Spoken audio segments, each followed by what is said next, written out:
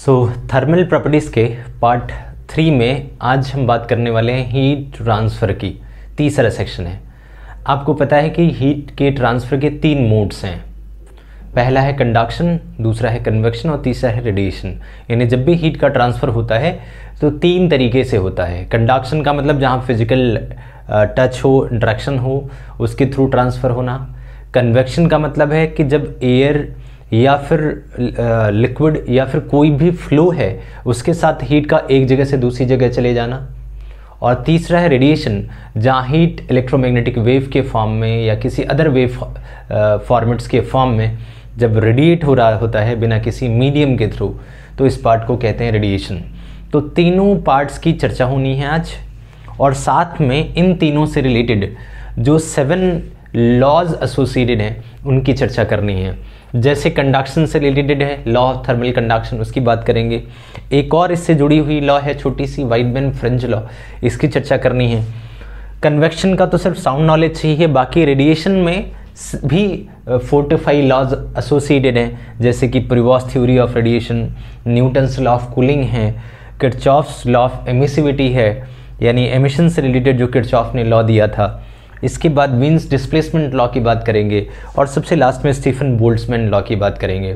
तो टोटल देखें तो 7 लॉज और 3 mode of transfer of heat, ये आज का पॉइंट ऑफ कंसर्न है जिसकी चर्चा हमें यहाँ शुरू करनी है।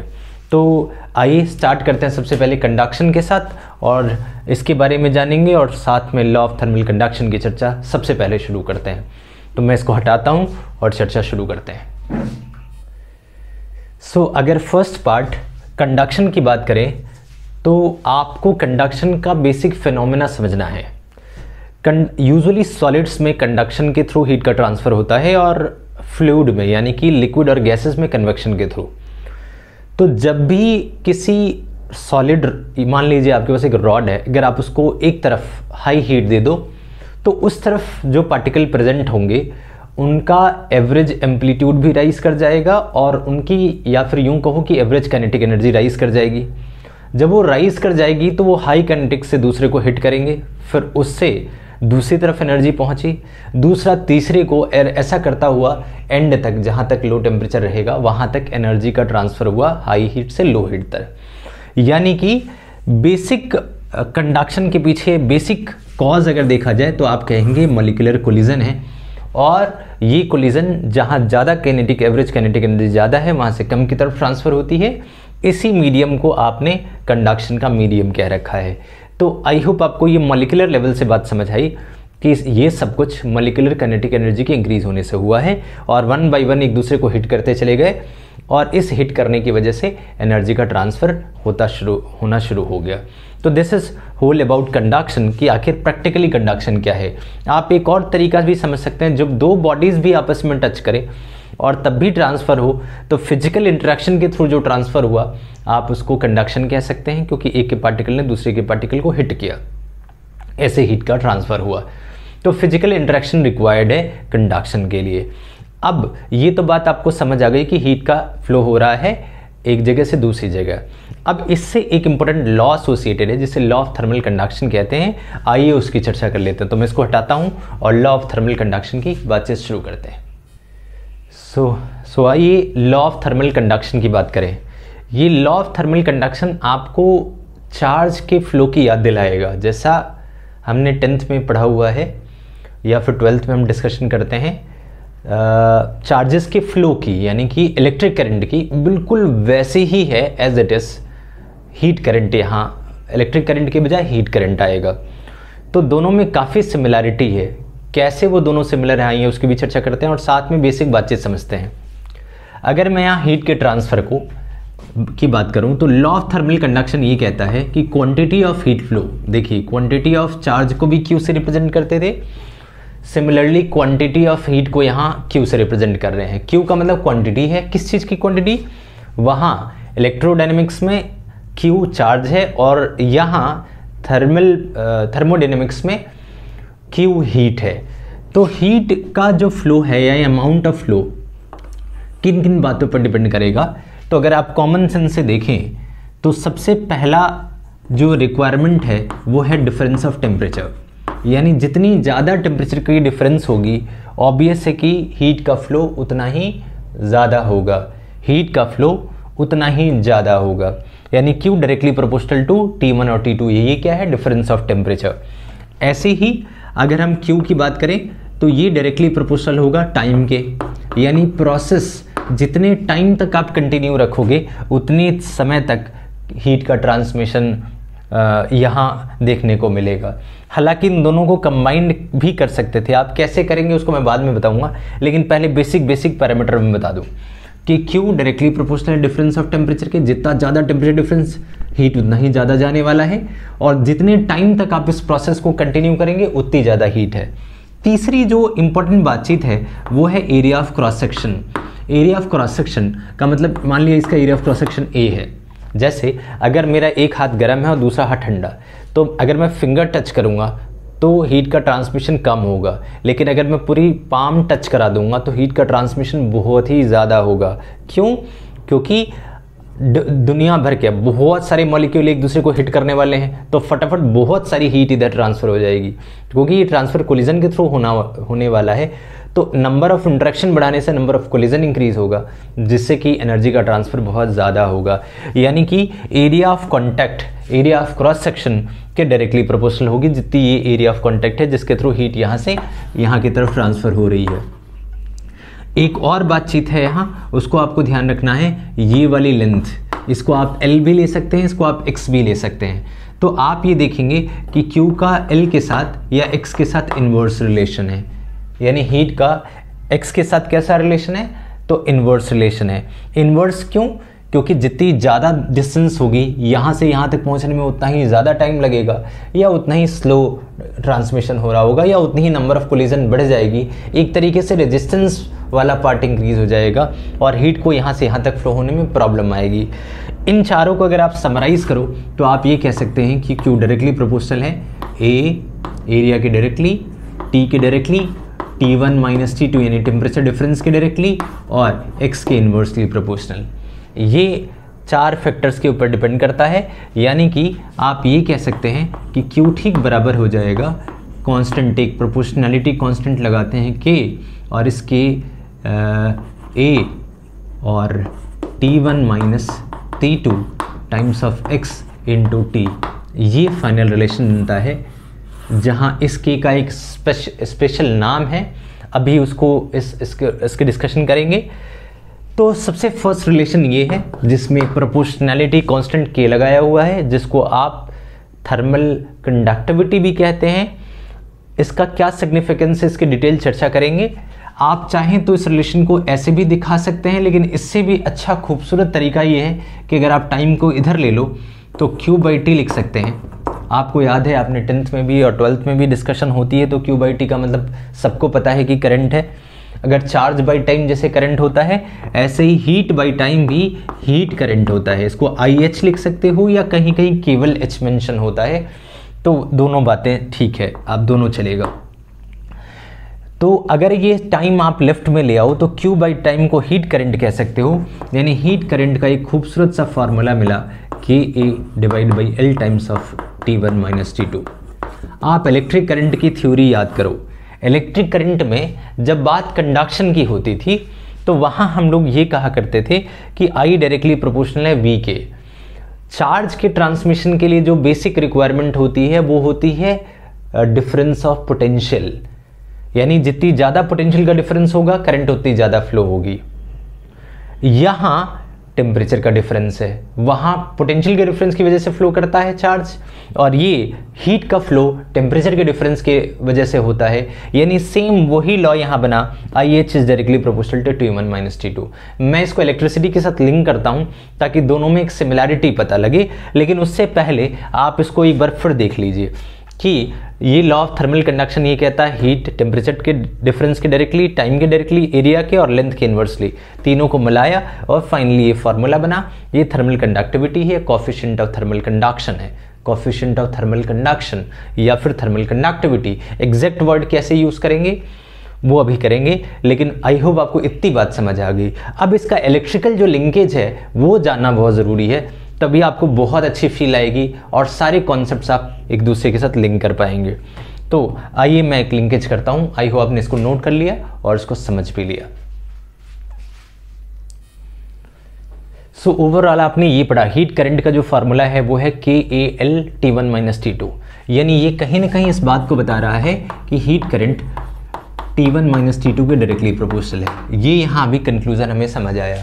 अब अगर आप ध्यान से देखें तो आप इलेक्ट्रिकल में, इलेक्ट्रोडायनेमिक्स के अंदर इलेक्ट्रिक करंट को पढ़ते हैं कि I is directly proportional to V, I is directly proportional to V, और यहाँ आप एक प्रोपोर्शनलिटी कांस्टेंट लगाते हैं जिसे आप कहते हैं C, और C का मतलब यहाँ इलेक्ट्रिकल कंडक्टेंस है। क्या है? Electrical conductance. किसी किसी को आप में से याद होगा, अगर ये वाला रिलेशन ना याद हो ओम्स लॉ में, तो ओम्स लॉ का दूसरा वाला relation V is directly proportional to I तो जरूर याद होगा।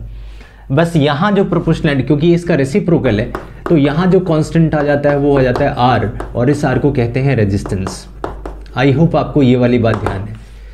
तो अगर ये नहीं भी ध्यान हो तो आपको ये पता होना चाहिए V is directly proportional to I। ये दोनों रिलेशन सही हैं, बस ये करंट बढ़ने से कोलिजन का इंक्रीज होना और उससे होने वाला पोटेंशियल ड्रॉप, ये वो वाला रिलेशन है। यानी ये बात तब है जब करंट के बढ़ाने से पोटेंशियल डिफरेंस बढ़ता है, तो ये रिलेशन है। जब पोटेंशियल डिफरेंस दो सेल के टर्मिनल्स में बढ़ाने से वायर में होने वाला करंट ज़्यादा फ्लो करने लग जाता है, ये उसकी बात है। इसका रेशियो कंडक्टेंस कहलाता है और इसका रेशियो R कहलाता है। और क्योंकि दोनों एक दूसरे के रेसिप्रोकल हैं, तो कंडक्टेंस रेजिस्टेंस के रेसिप्रोकल होता है। ये I/V को शो कर रहा है कंडक्टेंस, और ये V/I को शो कर रहा है रेजिस्टेंस। I/V V/I के रेसिप्रोकल हुआ, यानी कंडक्टेंस रेजिस्टेंस के रेसिप्रोकल है। खैर, ये तो इलेक्ट्रिकल रेजिस्टेंस के दोनों बातचीत थी इलेक्ट्रिकल फ्लो के रिगार्डिंग। अब अगर आप इसी को हीट के साथ लिंक करो तो आप देखोगे यहाँ भी सेम रिलेशन है। IH डायरेक्टली प्रोपोर्शनल है टेम्परेचर डिफरेंस के T1 - T2 के, ये कहानी सेम है। तो अगर आप यहाँ IH इज इक्वल्स टू, यहाँ अगर आप K' ले लो तो K' क्या हो जाएगा? तो आप इस K' को कह सकते हो थर्मल कंडक्टेंस। क्या कह सकते हैं? Thermal conductance. थर्मल कंडक्टेंस यानी K'। सेम ऐसा ही रिलेशन है, यानी कि इस थर्मल कंडक्टेंस की वैल्यू हो जाएगी IH/T1/T2, यानी K' की वैल्यू हो जाएगी क्या?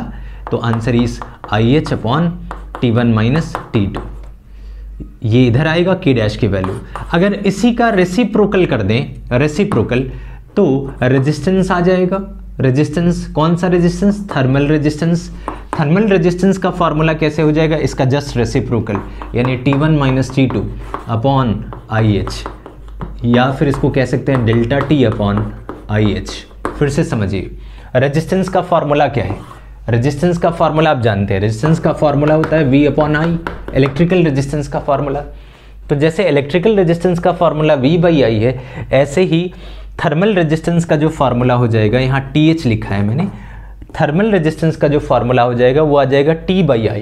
जैसे यहाँ V है ऐसे यहाँ T है। T का मतलब डेल्टा T का मतलब टेम्परेचर डिफरेंस अपॉन I।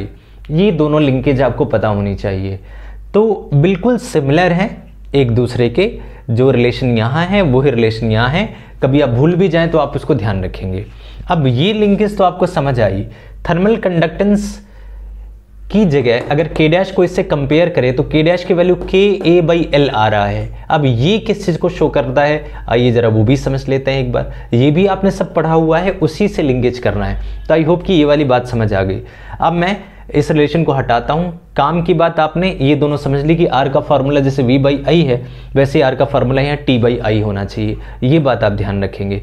अब इसी को एक बार और रिकॉल करते हैं। सो मैंने इसको रिप्लेस कर दिया और CT लिख दिया। CT का मतलब थर्मल कंडक्टेंस, यानी थर्मल कंडक्टेंस की जगह KA/L आ रहा है, यानी CT is equals to KA/L, या फिर X भी हो सकता है, वॉटएवर आपने जो वैल्यू ली हुई है वो। अब आपको पता है कि इसका रेसिप्रोकल करते हैं तो रेजिस्टेंस आ जाता है, यानी RT का फॉर्मूला करेंगे तो ये भी रेसिप्रोकेट हो जाएगा। तो आंसर आ जाएगा L/K टाइम्स ऑफ A। अब आप याद करिए इलेक्ट्रिकल रेजिस्टेंस। आपको अगर याद हो तो इलेक्ट्रिकल रेजिस्टेंस जो हुआ करता था वो लेंथ के डायरेक्टली प्रोपोर्शनल और एरिया के इन्वर्सली प्रोपोर्शनल, अगर आपको याद हो तो। 10th में भी पढ़ा हुआ है, हमेशा ये बेसिक बात है, हम सबको पता है कि लेंथ के डायरेक्टली और एरिया के इन्वर्सली ये फैक्टर्स अफेक्टिंग रेजिस्टेंस हमने पढ़ा हुआ है। तो जब आप रेजिस्टेंस के डायरेक्टली यहाँ जब डायरेक्टली प्रोपोर्शनल हटाते हो तो एक प्रोपोर्शनैलिटी कांस्टेंट लगाते थे आप, R is to rho L by A, और रो क्या हुआ करता था, इलेक्ट्रिकल रेजिस्टिविटी। क्या कहते थे इसको, इलेक्ट्रिकल रेजिस्टिविटी। सिमिलरली अगर आप इस रिलेशन को इसके साथ कंपेयर करो तो क्या यहां भी आप नहीं देख रहे हैं कि थर्मल रेजिस्टेंस लेंथ के डायरेक्टली प्रोपोर्शनल है और थर्मल रेजिस्टेंस एरिया के इन्वर्सली प्रोपोर्शनल है। क्या आपको ये बात समझ आ रही है? अगर आप यहां चाहो तो इन दोनों को कंबाइंड करके एक रिलेशन लगा सकते हो, रोटी थर्मल रेजिस्टिविटी जिसको कह सकते हैं, यानी R can be written as equals to रोटी L by A, same relation बन रहा है। और जो थर्मल रेजिस्टिविटी है वो किसके बराबर है, 1 बाई के के बराबर।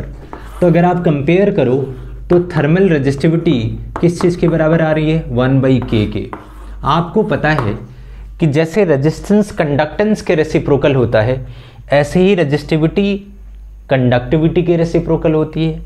इसका मतलब ये अगर रेजिस्टिविटी है तो के कंडक्टिविटी है। इसीलिए मैंने स्टार्टिंग में कहा था कि के क्या है, कंडक्टिविटी, थर्मल कंडक्टिविटी। लिंक भी हो रही है बात कि के क्या है, थर्मल कंडक्टिविटी। इसका आप ध्यान रखेंगे। रोटी इज इनवर्सली प्रोपोर्शनल टू के, और के का फॉर्मूला क्या है, अगर आप ध्यान से देखें तो यहाँ के की लिंकेज क्या है, तो आर टी कहीं ना कहीं थर्मल रेजिस्टेंस L बाई के इक्वल है।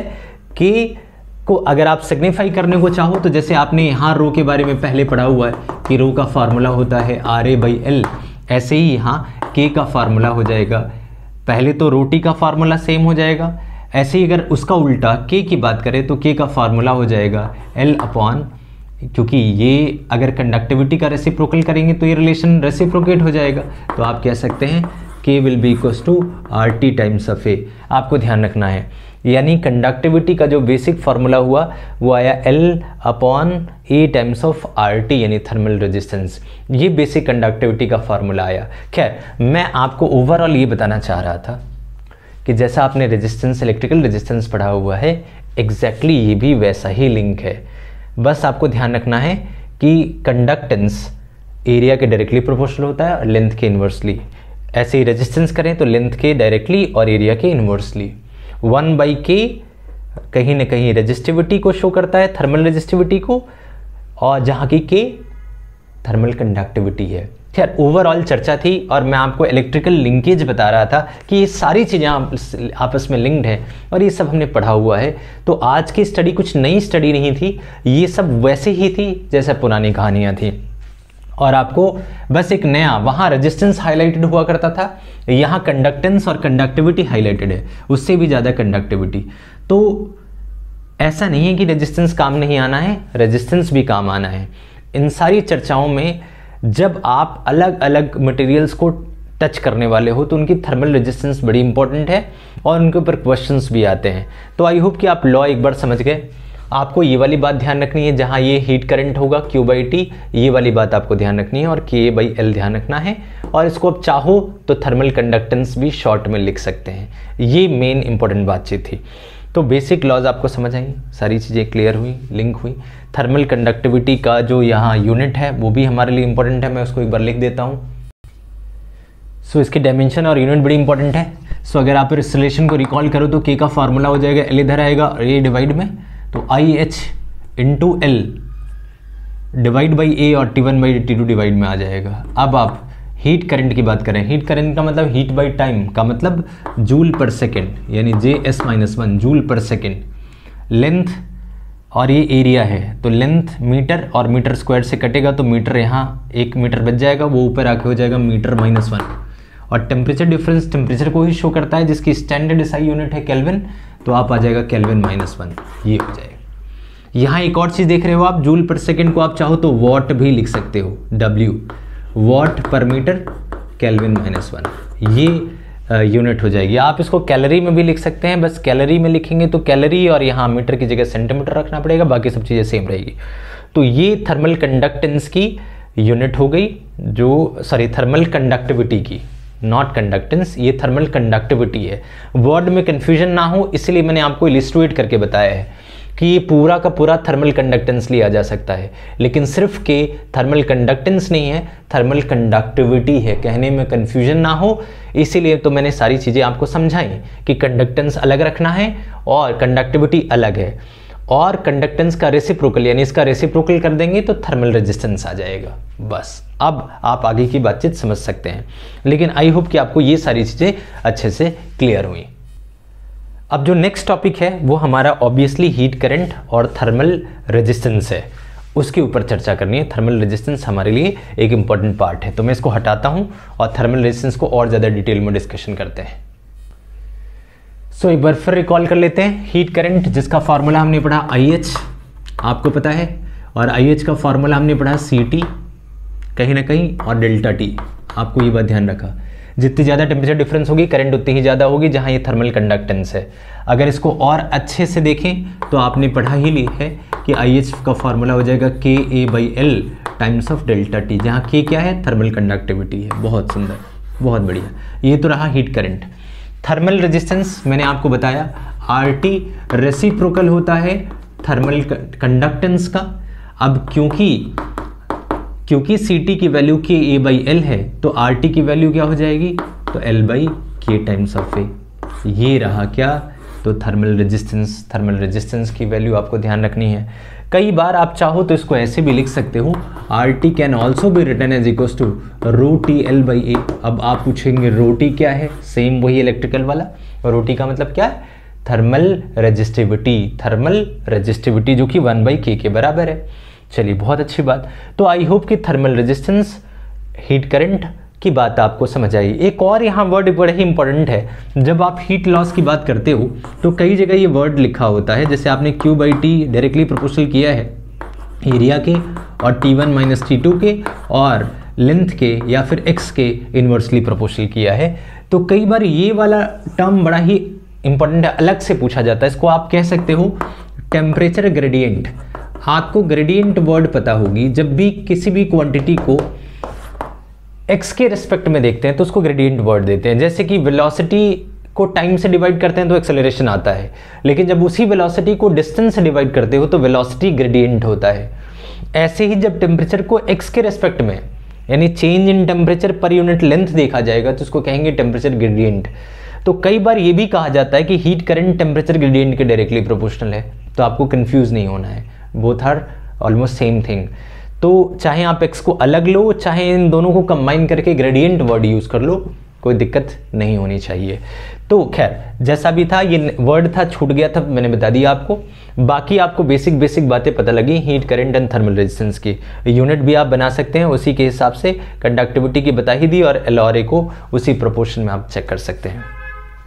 मुद्दे की बात अब एक और है, अगर आप रेजिस्टेंस पढ़ रहे हैं तो ग्रुप ऑफ रजिस्टर्स भी पढ़ेंगे, सीरीज, पैरेलल, ये सब कुछ आपने पहले पढ़ा हुआ है बचपन में। अब एक बार फिर से आपको देखना है कि अगर थर्मली कोई दो चीज़ें लिंक होंगी तो उनको आप कैसे डील करेंगे। तो कॉन्सेप्ट है ग्रुप ऑफ या ग्रुपिंग ऑफ थर्मल रजिस्टर्स। तो आइए उसकी चर्चा करें। मैं इसको हटाता हूँ, ये सब बातें वैसे ही हैं पुराने एज इट इज़, लेकिन फिर भी आपको नए सिरे से इनको दिमाग में बिठाना होगा। आइए ग्रुपिंग ऑफ रजिस्टर्स की बात करते हैं। सो जब भी बात कॉम्बिनेशन की करेंगे तो आपको पता है दो तरह के कॉम्बिनेशंस होते हैं। एक कॉम्बिनेशन को आप कहते हो सीरीज कॉम्बिनेशन, दूसरे को आप कहते हैं पैरेलल कॉम्बिनेशन। सीरीज वो है जिसमें amount of heat current same रहता है, यानी यहाँ एक हॉट सोर्स है इस तरफ जिसका टेम्परेचर T1 है और यहाँ एक कोल्ड सोर्स है जिसका टेम्परेचर T2। अब इन दोनों रॉड्स के थ्रू होकर के जाना है। हो सकता है ये रॉड यूनिफॉर्म हो, ज़्यादातर केस में यूनिफॉर्म रॉड ही आता है, अदरवाइज़ नॉन यूनिफॉर्म भी हो सकता है। लेकिन बहरहाल ये है कि हमारे पास दो अलग अलग तरीके के रॉड्स हैं और दोनों सीरीज़ और पैरेलल में कंबाइंड है। आपको पता है कि यहाँ जो नेट रेजिस्टेंस होता है वो होता है R1 + R2। ये कैसे होता है वो आप प्रूफ कर चुके हो करंट वाली थ्योरी से। I सेम रहेगा, I सेम है और टेम्परेचर का डिफरेंस अलग अलग है, तो ये डेल्टा T1 और डेल्टा T2 नेट T1 और T2 करेंगे। उसके बाद IR1 + IR2, I कॉमन आ जाएगा, तो I × Rnet, I से कट जाएगा, Rnet = R1 + R2 है। ये प्रूफ हम कर चुके हैं ऑलरेडी, फिर 12th में फिर से एक बार देखना है।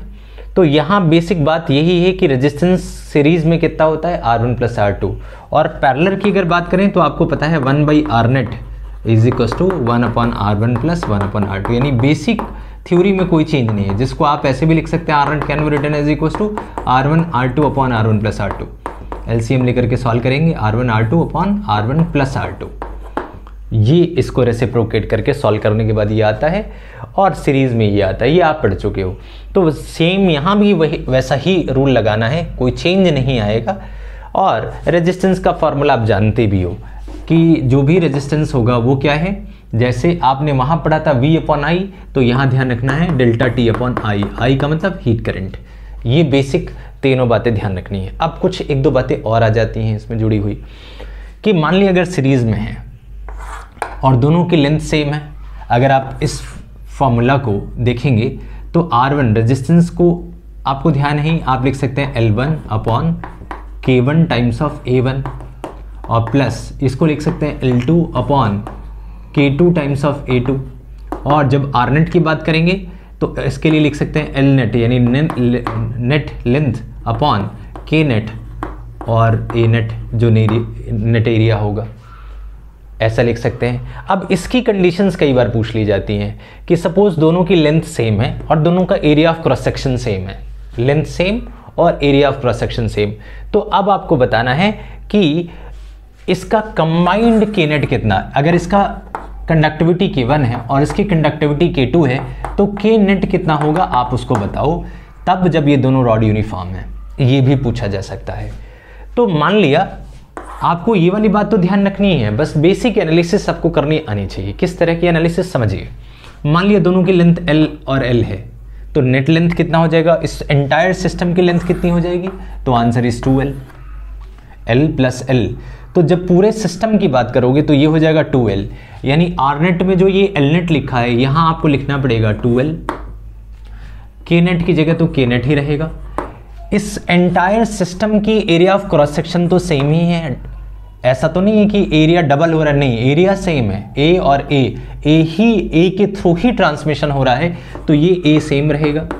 ये L अपॉन ये L हो जाएगा, यानी L upon K1 times of A और L upon K2 times of A। आपको पता है L बाई A कॉमन है, L बाई A से कट जाएगा, तो फॉर्मूला बनेगा 2 by K net will be equals to 1 upon K1 plus 1 upon K2। ये इंटरेस्टिंग फैक्ट है जो कि सीरीज़ में आपको ध्यान रखना है कि सीरीज़ में जो नेट कंडक्टिविटी है, थर्मल कंडक्टिविटी, वो 1 अपॉन K1 1 अपॉन K2 के सम के बराबर है। ये कुछ पैरेलल जैसा कॉम्बिनेशन हो गया, यानी कि पैरेलल जैसा है, बस यहाँ 2 आ रहा है, लेंथ का डबल हो रहा है। तो मैं इसको एक बार हटा देता हूँ और फिर इसको दोबारा से लिख देता हूँ, ये फाइनल फार्मूला। इसको आप ध्यान रखिए, जब दो चीज़ें सीरीज़ में होंगी और अगर वो आइडेंटिकल होंगी लेंथ और एरिया के मामले में, तो उनका जो नेट के होगा वो 1 upon K1 plus 1 upon K2 उनके रेसिप्रोकल के बराबर होगा, 2 अपॉन रेसिप्रोकल के। तो कई बार ये डायरेक्ट फार्मूला पूछा जाता है। तो अगर आपसे पूछा जाए कि आप सीरीज़ में के नेट बताइए, तो आपको ऑब्वियस है कि आप के नेट में ध्यान रखेंगे कि के नेट कितना हो जाएगा। ये क्वेश्चन डायरेक्टली कई बार आया हुआ है अलग अलग जगहों पे। अब आपको पता है कि एलसीएम लेकर के जब आप रेसिप्रोकेट करते हो तो ये आ जाएगा K1 K2 और अपॉन K1 प्लस K2। बस ये के नेट का जो बाई 2 है वो इधर आ जाएगा। तो फाइनल नेट के का जो फार्मूला इस केस में बनेगा वो बनेगा 2 times of K1 K2 upon K1 plus K2। इसका आपको ध्यान रखना है। तो इस फॉर्मेट में भी आंसर लर्न रखना है, इस फॉर्मेट में भी आंसर पता होना चाहिए, लेकिन ये दोनों रिलेशन सीरीज़ में, यानी सीरीज़ में कुछ कुछ पैरेलल जैसा व्यू आ रहा है जब कंडक्टिविटी की बात कर रहे हैं। तो रेजिस्टेंस से कंडक्टेंस या कंडक्टिविटी का वैसे भी रेसिप्रोकल रिलेशन है, इसीलिए इस बात को आपको वैसे भी ध्यान रखना ही है। तो आई होप आपको ध्यान है। यही चीज़ अगर पैरेलल में होती तो क्या होता, एक बार मैं इसको हटाता हूँ, आई होप आपने ढंग से इसको कर लिया होगा। एक बार हटाता हूँ और पैरेलल वाला भी देख लेते हैं। ओके, तो पैरेलल में क्या था, आपने पढ़ा हुआ था कि यहाँ जो नेट रेजिस्टेंस होगा आर नेट, वो कहीं ना कहीं 1 upon R1 plus 1 upon R2 के इक्वल हो जाएगा, ये आपको पता ही है। अब आर नेट का फार्मूला एक बार फिर से रिकॉल करा दूँ आपको। आर नेट का फार्मूला है L upon K times of A, मतलब R का फार्मूला है कितना, L upon K times of A. तो आर नेट की जगह क्या लिखा जा सकता है, 1/L नेट, और डिवाइड के डिवाइड में है तो ये ऊपर आ जाएगा, तो आप लिख सकते हैं K net times of A net. ऐसे ही 1/R1 की जगह लिखा जा सकता है K1 A1/L1, और फिर 1/R2 की जगह लिखा जा सकता है K2 A2/L2। अब अगर ये रॉड, ये तो रही एक बातचीत, अगर ये रॉड यूनिफॉर्म है जिसका एरिया सेम है, लेंथ सेम है, तो आप देखिए जो एंटायर सिस्टम का एरिया हो जाएगा वो A + A 2A हो जाएगा। 2A क्यों? क्योंकि जो हीट का कंडक्शन हो रहा है वो डबल एरिया से हो रहा है, ऐसा नहीं कि सिंगल एरिया से। सीरीज में तो एक ही एरिया एसोसिएटेड थी, लेकिन पैरेलल में इसका एरिया जस्ट डबल है, तो यहाँ हो जाएगा 2 टाइम्स ऑफ A, यानी K net is equal to K net into 2 times of A। और लेंथ की बात करें तो इसका लेंथ सेम ही रहेगा, लेंथ पूरे सिस्टम की जो लेंथ है वो सेम है, ये नहीं ये और ये डबल हो, नहीं, यहाँ से और यहाँ के बीच में जो लेंथ है वो तो L ही है, तो L ही रह जाएगा। अब यहाँ A और L कॉमन है, तो A/L को अगर कॉमन ले लेंगे तो आ जाएगा K1 + K2। अब आप A/L से A/L डिडक्ट कर सकते हैं, तो ये 2 इधर डिवाइड में आएगा, यानी कि आपको एक खूबसूरत सा फॉर्मूला पता लगा, K net will be equal to K1 + K2 divide by 2। वो 2 वाला फैक्टर यहाँ भी आ रहा है, लेकिन यहाँ डिवाइड में, वहाँ मल्टीप्लाई में और यहाँ डिवाइड में। मतलब क्या है कि पैरेलल में सीरीज जैसा है, जैसे सीरीज में R1 + R2 होता है, ऐसे ही K1 + K2 है, बस 1/2 टाइम्स डिवीजन में आ रहा है, इसका आपको ध्यान रखना है। तो आई होप आपको ये बेसिक बातचीत पता लगी, ये 2 फैक्टर को भी ध्यान रखना है, और सीरीज में पैरेलल में सीरीज जैसा कॉम्बिनेशन फॉर्म हो रहा है। बेसिक मेथड, बेसिक फार्मूला कभी चेंज नहीं होगा, वो एज इट इज रहेगा। इस तरीके से कई बार कोई क्वेश्चन थर्मल कंडक्टिविटी के ऊपर भी डायरेक्ट आ जाती है कि नेट थर्मल कंडक्टिविटी बताइए पूरे सिस्टम का जिसमें 2 या 2 से ज़्यादा एसोसिएटेड हैं। तो आप बेसिक रूल इन्हीं का ध्यान रखेंगे और ऐसे क्वेश्चंस को परफॉर्म करेंगे। तो आई होप कि आपको law of thermal conductivity, thermal conductance, resistance, resistivity और ग्रुप ऑफ थर्मल रेजिस्टर्स यानी कि यूनिफॉर्म रॉड्स हीट के ट्रांसमिशन के लिए अगर कभी आ जाए तो आप उनको कैसे सॉल्व करेंगे। जो बातचीत आप जो तरीका आप इलेक्ट्रिसिटी के लिए यूज़ करते थे ऑलमोस्ट वही तरीका यहाँ भी रहेगा, एक दो माइनर चेंजेस के साथ। तो आई होप कि इन सारी बातों की क्लैरिटी आई। तो थर्मल कंडक्शन में ये सब कुछ हमने पढ़ा, जिसमें हमने फर्स्ट बातचीत पढ़ी और वो थी थर्मल कंडक्शन की। ठीक है, अब इस पार्ट को, थर्मल कंडक्शन वाले पार्ट से कन्वेक्शन की तरफ बढ़ने से पहले मैं आपको एक और बात बता दूं, क्योंकि मैंने यहाँ इलेक्ट्रिकल और थर्मल की लिंकेज करी है, तो इसी लिंकेज से एक इंपॉर्टेंट लॉ है जिसको कहते हैं वाइडमैन फ्रिंज लॉ, तो उसकी भी डिस्कशन करते हैं। हो सकता है स्टेटमेंट बेस्ड क्वेश्चन पूछ लिया जाए वाइडमैन फ्रिंज लॉ के ऊपर, या हो सकता है कहीं और भी चीज़ें कोई लिंकेज पूछ ली जाए, तो आपको पता होनी चाहिए। तो मैं इसको हटाता हूँ और एक बार वाइडमैन फ्रिंज लॉ के डिस्कशन कर दूँ। सो वाइडमैन फ्रिंज लॉ ये कहता है कि अगर आप इलेक्ट्रिकल कंडक्टिविटी का और अगर आप थर्मल कंडक्टिविटी का, जिसको आपने के से यूज़ किया हुआ है, यहाँ सिग्मा है, सिग्मा का मतलब इलेक्ट्रिकल कंडक्टिविटी, यानी यहाँ देखा जाए तो आप ये कह सकते हैं, पहले तो आप इस रेशियो को समझ लीजिए कि इन दोनों का जो रेशियो होगा वो किसी एक पर्टिकुलर टेम्परेचर के ऊपर हर एक मेटल के लिए सेम ही होगा, सेम होगा। यानी कि सेम का क्या मतलब है, K/ρ का रेशियो जो है वो कांस्टेंट है, यानी जिसका रो ज़्यादा होगा उसका K भी ज़्यादा होगा। फिर से समझिए, रेशियो सेम होने, हर मेटल के लिए रेशियो सेम है, इसका क्या मतलब है? इसका मतलब ये है K/ρ का रेशियो फिक्स्ड है। जैसे अगर इसकी वैल्यू मान लिया 2 है, तो अगर सिग्मा की वैल्यू 1 है तो ये हो जाएगा 2, सिग्मा की वैल्यू 2 है तो ये हो जाएगा 4, यानी रेशियो हमेशा वही रहेगा हर मेटल के लिए। यानी कि आप ये कह सकते हैं कि थर्मल कंडक्टिविटी इलेक्ट्रिकल कंडक्टिविटी के डायरेक्टली प्रोपोर्शनल होगा। जितनी ज़्यादा इलेक्ट्रिकल कंडक्टिविटी होगी उतनी ही अच्छी थर्मल कंडक्टिविटी होगी। यानी कंक्लूजन क्या है कि जो गुड इलेक्ट्रिकल कंडक्टर है, ये बहुत इंपॉर्टेंट बात है, जो गुड इलेक्ट्रिकल कंडक्टर है will also be a good thermal conductor. क्या होने वाला है? वो अच्छा कंडक्टर होने वाला है, थर्मल कंडक्टर। सो मैं कह रहा था कि गुड इलेक्ट्रिकल कंडक्टर कैसा होने वाला है? एक अच्छा थर्मल कंडक्टर। जितने भी अच्छे इलेक्ट्रिकल कंडक्टर हैं वो थर्मल कंडक्टर भी होते हैं। हालांकि इसका उल्टा ज़रूरी नहीं है, हमेशा ज़रूरी नहीं है। जो गुड इलेक्ट्रिकल कंडक्टर है वो गुड थर्मल कंडक्टर तो होगा, लेकिन जो गुड थर्मल कंडक्टर है वो ज़रूरी नहीं है कि गुड इलेक्ट्रिकल कंडक्टर, उसका ध्यान रखेंगे। उसका एक सबसे अच्छा एग्जाम्पल है सैंड है, माइका है, सैंड और माइका इसके एग्जाम्पल्स हैं। किसके? ये थर्मल कंडक्टर तो है लेकिन इलेक्ट्रिकल कंडक्टर नहीं है, यानी इसका वाइस वर्सा पॉसिबल नहीं है, वाइस वर्सा हमेशा ज़रूरी नहीं है, लेकिन जो इलेक्ट्रिकल है वो हमेशा एक थर्मल कंडक्टर अच्छे होंगे। इसको बताने वाले कौन थे? वाइडमैन फ्रिंज लॉ, यानी इसका रेशियो ऑलवेज कांस्टेंट रहता है लेकिन एक पर्टिकुलर टेम्परेचर के लिए। ये बात आपको ऑलवेज ध्यान रखनी है। ये बात कॉन्सेप्चुअली भी पूछा जा सकता है, रेशियो वाइज भी पूछा जा सकता है कि भाई रो का रेशियो कांस्टेंट होगा at particular any given temperature के ऊपर। तो this is whole about Wiedemann Franz law, और कंडक्शन की बेसिक सारी जो बातें थी वो आपने पढ़ ली।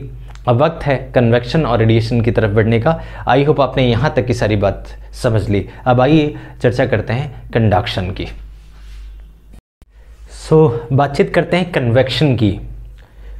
तो आप ध्यान रखेंगे कि कन्वेक्शन एक ऐसा फ्लो ऑफ हीट है जिसमें एक्चुअल ट्रांसमिशन ऑफ पार्टिकल होता है। कंडक्शन में ऐसा नहीं होता था। कंडक्शन में एक पार्टिकल ने दूसरे को हिट किया और वापस आ गया, फिर उसने तीसरे को हिट किया वापस आ गया।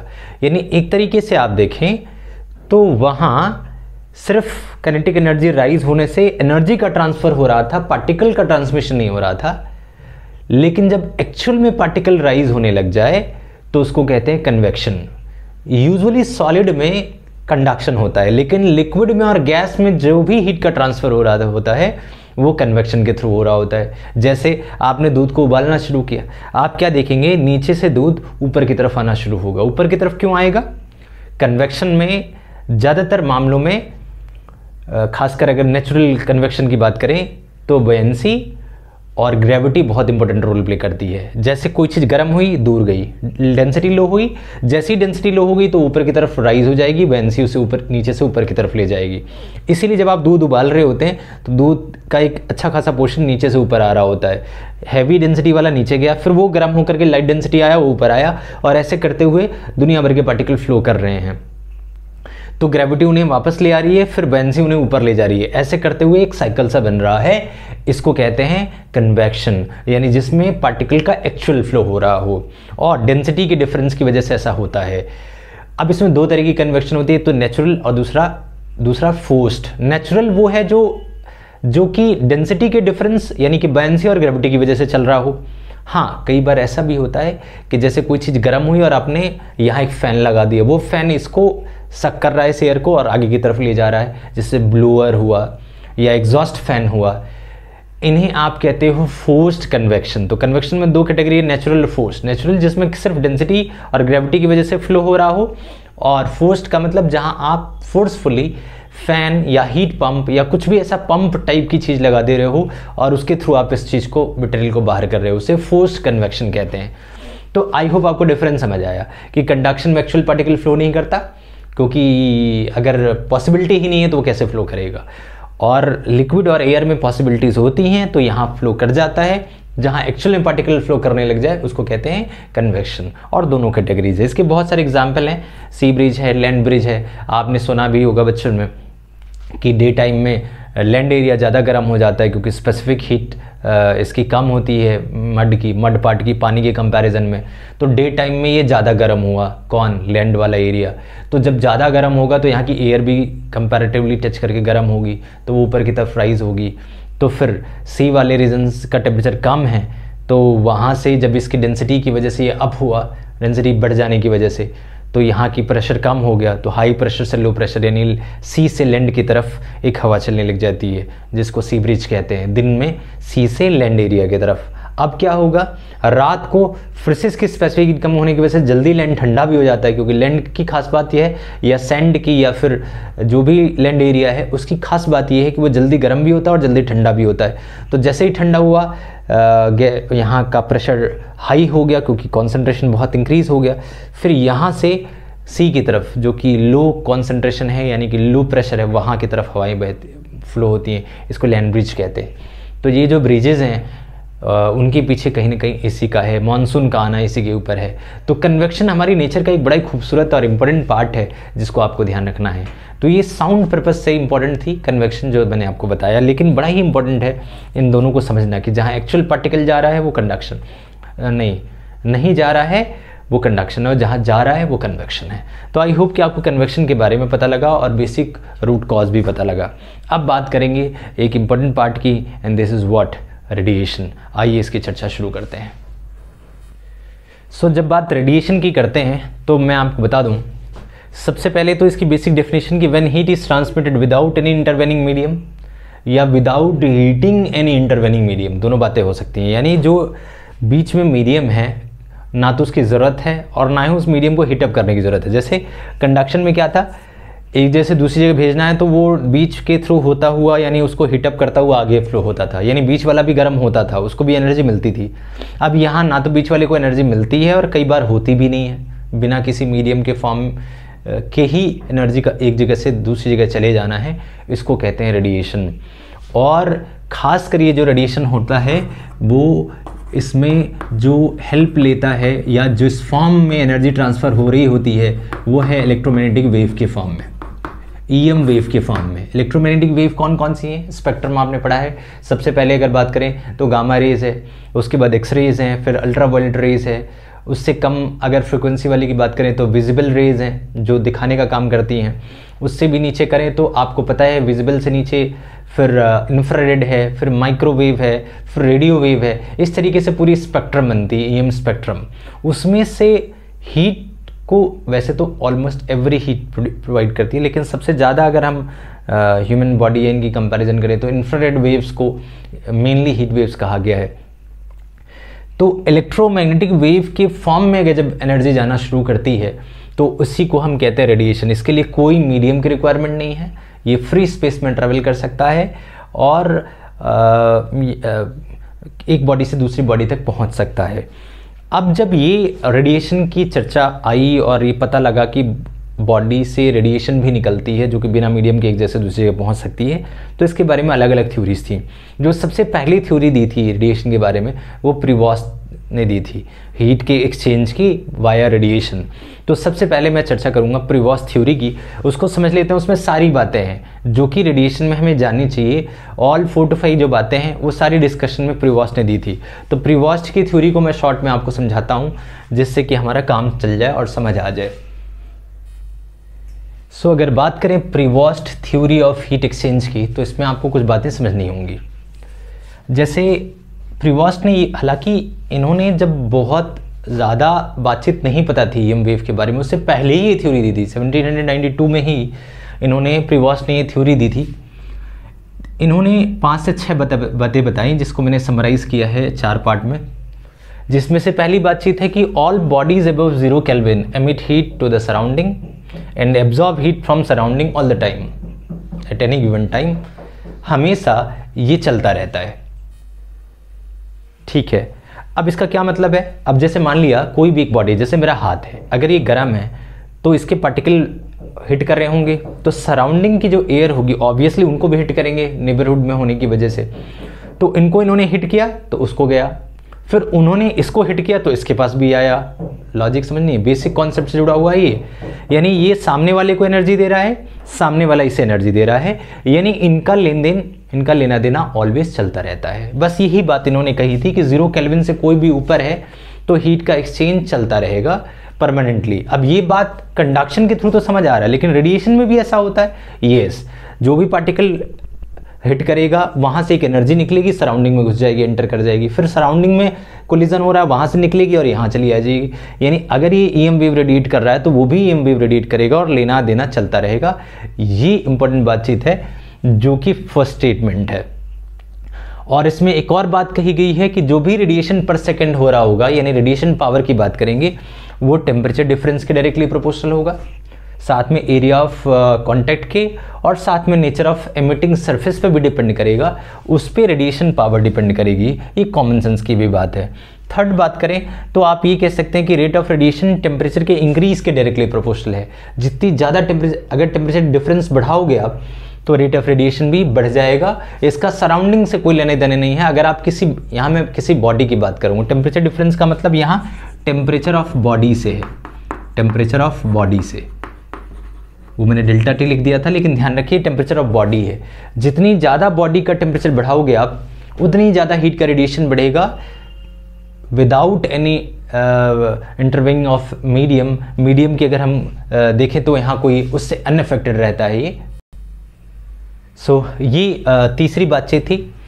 अगर हम एक दो और बातें यहाँ देखें तो उन्होंने ये कहा था फर्स्ट स्टेटमेंट से ही जुड़ा हुआ कि बॉडी और सराउंडिंग के बीच में कंटिन्यूस एक्सचेंज होता रहेगा। There is always continuous exchange between, exchange of heat between body and surrounding. और उन्होंने एक और बात कही थी कि टेम्परेचर का जो भी चेंज है वो किस वजह से होता है, तो हीट के एक्सचेंज की वजह से। अगर टेम्परेचर बढ़ रहा है तो हीट लॉस किया है, टेम्परेचर गेन किया है तो हीट का गेन हुआ है। तो टेम्परेचर का इंक्रीज और डिक्रीज होना इस बात पर डिपेंड करता है कि कितना हीट आया और गया। इन्हीं तीनों से वो भी तीनों रिलेटेड थे।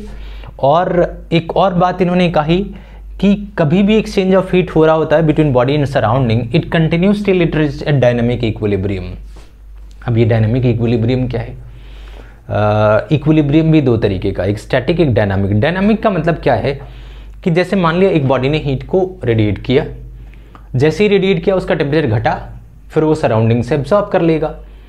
तो जब बॉडी और सराउंडिंग के बीच का टेम्परेचर इक्वल हो जाए, जिससे कि जितना वो हीट रेडिएट कर रहा है उतना ही एब्जॉर्ब कर रहा है, this situation is called dynamic equilibrium. तो जब तक ये होगा, जब तक डायनामिक इक्विलिब्रियम में नहीं आ जाते तब तक तो हीट का एक्सचेंज ज़्यादा होगा। जैसे ही इक्विलिब्रियम में आ जाएंगे तो अमाउंट ऑफ आउटगोइंग और अमाउंट ऑफ इनकमिंग सेम रहने वाला है। जितना ये भेजेगा उतना ही ये एब्जॉर्ब कर लेगा, यानी कि तब तक ये ज़्यादा करेगा। लेकिन जैसे ही डायनामिक इक्विलिब्रियम स्टेट आ जाएगी तो इक्वल अमाउंट ऑफ हीट आउटेक और इनटेक हो जाएगा। This is the fourth statement. तो ये ओवरऑल जो बेसिक थ्योरीज थी हीट के सराउंडिंग के बारे में जो आपको पता होना चाहिए, ये बात आपको पता लगी। यहाँ एक और बात इंपॉर्टेंट पता लगती है कि अगर कोई डायनामिक इक्विलिब्रियम में जितना हीट ले रहा है उतना ही एब्जॉर्ब कर रहा है, इसका मतलब जो गुड रेडिएटर है वो एक अच्छा एब्जॉर्बर भी है। हालांकि आप ये नहीं कहेंगे प्रीवॉस थ्योरी से पता लगा है, नहीं, ये स्टेटमेंट कॉन्सेप्चुअल में कई बार पूछ लिया जाता है कि good absorber is also good emitter. तो ये किसने बताया था? ये किरचॉफ ने बताया था। किरचॉफ को मैं डिटेल में आपको समझाऊंगा तो पता लगे। आप ये नहीं कहेंगे कि प्रीवॉस थ्योरी से ये बात पता लगती है, लेकिन हाँ, कंक्लूजन इनका यही निकलता है कि जो अच्छा रेडिएशन कर रहा है वो अच्छा एब्जॉर्प्शन भी कर रहा है to maintain its dynamic equilibrium state. ये ओवरऑल थ्योरीज हैं। तो रेडिएशन में दो बातें पता लग चुकी हैं। सबसे मतलब एक तो रेडिएशन के बारे में पता लगा, और दूसरा यहाँ हमने ये समझा कि प्रीवॉस थ्योरी क्या है, किस तरीके से ये काम करती है। तो आई होप कि आपको ये सारी बातें पता लगी। अब प्रीवॉस के बाद वक्त है कुछ एक स्पेशल लॉ, सेकंड इंपॉर्टेंट बातचीत जिसको आप कहते हो न्यूटन्स लॉ ऑफ कूलिंग। उससे पहले मैं एक और बात आपको याद दिला दूँ। कई बार ये भी पूछा जाता है कि mention some properties of thermal radiations. तो आपको इसमें ये ध्यान रखना है कि थर्मल रेडिएशंस एक तरह से इलेक्ट्रोमैग्नेटिक वेव हैं। यूजुअली इनको इंफ्रारेड वेव्स भी कहते हैं, और 1 माइक्रोमीटर से 100 माइक्रोमीटर तक इनकी वेवलेंथ होती है, और ये मीडियम इंडिपेंडेंट हैं। ये स्ट्रेट लाइन में ट्रेवल करते हैं, they usually travels in straight line, and also they possess some special properties like interference, diffraction and polarization। इनकी प्रॉपर्टीज़ को भी ये फॉलो करते हैं। तो ये अगर आपको प्रॉपर्टीज़ लिखने को आता है थर्मल रेडिएशंस की, तो आप इनमें ये लिखेंगे स्ट्रेट लाइन ट्रैवलिंग और इंफ्रारेड वेव्स, और 1 माइक्रोमीटर से लेकर के या 0 माइक्रोमीटर से लेकर के 100 माइक्रोमीटर तक के बीच की इसकी वेवलेंथ होती है, और साथ में ये इंटरफेरेंस, पोलराइजेशन, डिफ्रेक्शन को पोजेस करते हैं। स्ट्रेट लाइन ट्रैवल मेंशन कर ही दिया। ये सब कुछ बेसिक प्रॉपर्टीज़ होती हैं थर्मल रेडिएशंस की जो आपको ध्यान रखनी है। अब वक्त है जब कोई भी चीज़ कूल हो रही होती है या हीट को रेडिएट करती है, तो उससे जुड़ा हुआ एक इम्पोर्टेंट लॉ है जिसे हम कहते हैं न्यूटन्स लॉ ऑफ कूलिंग। इसके ऊपर क्वेश्चन भी आता है अक्सर, तो ये बड़ा इंपॉर्टेंट पार्ट है। और इसके बाद मैं 3 स्पेशल लॉ की बात करूँगा, स्पेशल 2-3, जैसे किरचॉफ मैंने कहा, स्टीफन बोल्ट्जमैन है, वीन्स डिस्प्लेसमेंट लॉ है। इन तीनों की चर्चा करेंगे, लेकिन उससे पहले न्यूटन्स लॉ ऑफ कूलिंग की चर्चा करते हैं। तो आई होप रेडिएशन और रेडिएशन से जुड़ी हुई प्रीवॉस थ्योरी आपको पता लगी। आइए आगे बढ़ते हैं न्यूटन्स लॉ ऑफ कूलिंग की तरफ। अगर बात करें न्यूटन्स लॉ ऑफ कूलिंग की, तो न्यूटन ने ये देखा, ये ऑब्जर्व किया कि जब भी कोई बॉडी हीट का लॉस कर रहा है तो उसका रेट ऑफ रेडिएशन 3 बातों के ऊपर डिपेंड कर रहा है मेनली।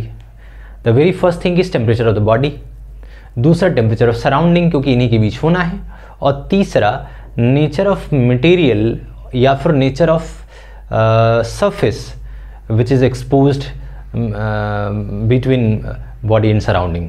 तो जैसा मतलब 3 बातों के ऊपर डिपेंड कर रहा है, एरिया, नेचर ऑफ मटेरियल, ये तो उसकी कैरेक्टरिस्टिक हो गई, साथ में टेम्परेचर डिफरेंस। तो मेन बातचीत न्यूटन ने एक स्पेसिफिक मटेरियल और एक स्पेसिफिक एरिया के ऊपर टेम्परेचर डिफरेंस से होने वाले लॉस की बात बताई न्यूटन ने इन तीनों में से। तो उनका ये कहना था कि रेट ऑफ कूलिंग यानी कि जो लॉस है वो डायरेक्टली प्रोपोर्शनल होगा temperature difference between body and surrounding के। जितनी ज़्यादा टेम्परेचर का डिफरेंस है उतनी ही ज़्यादा जल्दी वो बॉडी ठंडी होगी। जैसे आपसे कहा जाए एक बॉडी है 20 डिग्री के ऊपर और एक है 80 डिग्री के ऊपर और सराउंडिंग है 0 डिग्री के ऊपर, अब कौन ज़्यादा तेज जल्दी ठंडा होगा? तो आप देखेंगे 80 डिग्री वाला है या फिर 100 डिग्री वाला, जिसका टेम्परेचर जितना ज़्यादा है, डिफरेंस जितना ज़्यादा है, वो उतनी जल्दी ठंडा होगा। ये बिल्कुल वैसा ही है जैसे एक भूखा आदमी है और एक कम भूखा है, कंपैरेटिवली कौन ज़्यादा जल्दी खाना खाएगा? तो ऑब्वियस है जो भूखा होगा। तो टेम्परेचर का डिफरेंस जितना ज़्यादा है, कॉमन सेंस है कि रेट ऑफ लॉस भी उतना ही ज़्यादा होगा। This is something Newton's law of cooling, जो कि एक कॉमन सेंस की भी बात है। तो अगर हम थोड़ा मैथमेटिकली इनको समझें तो इन्होंने कहा था, हाँ यहाँ इन्होंने जो मैथमेटिकल कैलकुलेशन करी उसमें उन्होंने टेम्परेचर स्मॉल डिफरेंस को स्मॉल माना मैथमेटिकल सॉल्यूशन के लिए। तो आप यहाँ कई बार स्टेटमेंट में लिखते भी हैं कि provided that temperature difference is small, तो आप लिख सकते हैं क्योंकि मैथमेटिक्स के वक्त उन्होंने स्मॉल टेम्परेचर मान लिया था। तो अब अगर रेट ऑफ हीट लॉस देखा जाए तो नेगेटिव dQ/dt लिख सकते हैं। नेगेटिव का मतलब ये लॉस है, ये डायरेक्टली प्रोपोर्शनल है T - T0 के। आप पूछेंगे T क्या है? Temperature of the body. T0 क्या है? Temperature of surrounding. ये जो T0 है इसको आप टेम्परेचर ऑफ सराउंडिंग कहेंगे। तो ये जो डिफरेंस है इसके डायरेक्टली प्रोपोर्शनल है, यही न्यूटन ने कहा था, न्यूटन्स लॉ ऑफ कूलिंग है। बाद में अगर आप इसको और अच्छे से लिखें तो आप लिख सकते हैं dQ/dt can be written as equals to K, एक प्रोपोर्शनैलिटी कांस्टेंट K लगाया and this will be equals to T - T0। This is a simple relation जिसको आपको ध्यान रखना है न्यूटन्स लॉ ऑफ कूलिंग में। ये इंपॉर्टेंट बात इन्होंने बताई थी। आगे हम फर्दर इसको और ज़्यादा सॉल्व करेंगे, कुछ और भी चीज़ें इससे निकालेंगे और टेम्परेचर का टाइम के साथ रिलेशन भी निकालेंगे जो कि बड़ा इंपॉर्टेंट है। इसका ग्राफिकल रिलेशन भी इंपॉर्टेंट है। इससे क्वेश्चन किस तरीके के आते हैं वो भी हमें ध्यान रखना है। तो आपको ये सब बातें आई होप आपने समझ ली, एक बार नोट कर लिया। अब मैं इसको हटा करके इसको और इलिस्ट्रेट करता हूँ किसी अदर चीज़ से, हम थोड़ा समझने की कोशिश करते हैं। सो ओवरऑल आपको ये रिलेशन ध्यान रखना है, ये न्यूटन ने कहा था। अब अगर इसको थोड़ा सा और आगे बढ़ाएं और इसको टेम्परेचर को थोड़ा टाइम के साथ थोड़ी लिंक करें, तो मान लेते हैं कि एक बॉडी है और उस बॉडी का मास m है और वो कुछ हीट निकाल रहा है। इसका मास m है, इसकी स्पेसिफिक हीट c है। तो अगर इसमें एक स्मॉल टेम्परेचर का डिफरेंस हो रहा है, लॉस कर रहा है, मतलब टेम्परेचर घट रहा है, तो कितनी हीट का लॉस करेगा? तो इसकी जो हीट लॉस है वो हो जाएगी dQ will be equals to m × c times of dt। आपको पता ही है। इसके पहले आपको ये बात लिखनी पड़ेगी कि let small substance which has mass m specific heat c loses temperature dt, so heat release from that amount is dQ। ये बात मैंने शॉर्ट में लिख दी है क्योंकि मुझे तो सिर्फ डेरिवेशन पार्ट करना है, बाकी जो मैंने कहा है आप ब्रेक करके नोट कर लेते हैं कि suppose a substance of mass m having specific heat c loses temperature by dt, then heat releases amount of heat released from that process will be equals to dq which will be equals to mc dt। ये आपने लिख लिया। Now अगर इसको आप divide करते हैं dividing by time, तो आप इसको लिख सकते हैं dq टाइम, मान लेते हैं कि स्मॉल टाइम dt में ये सब कुछ हुआ है, तो dQ/dt can be written as equals to m × c और dt/dt। ध्यान रहे ये टेम्परेचर का चेंज है और ये टाइम का है। बस इसको dt से डिवाइड करा है तो राइट साइड को भी करना पड़ेगा। तो dq/dt का जो वैल्यू आती है वो m इंटू सी dt/t के इक्वल आ जाती है। ये हो गई इक्वेशन नंबर 2 और ये हो गया इक्वेशन नंबर 1।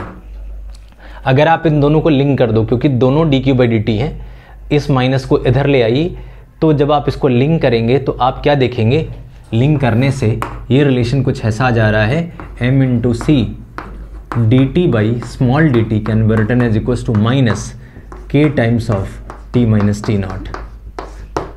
ये रिलेशन आ गया।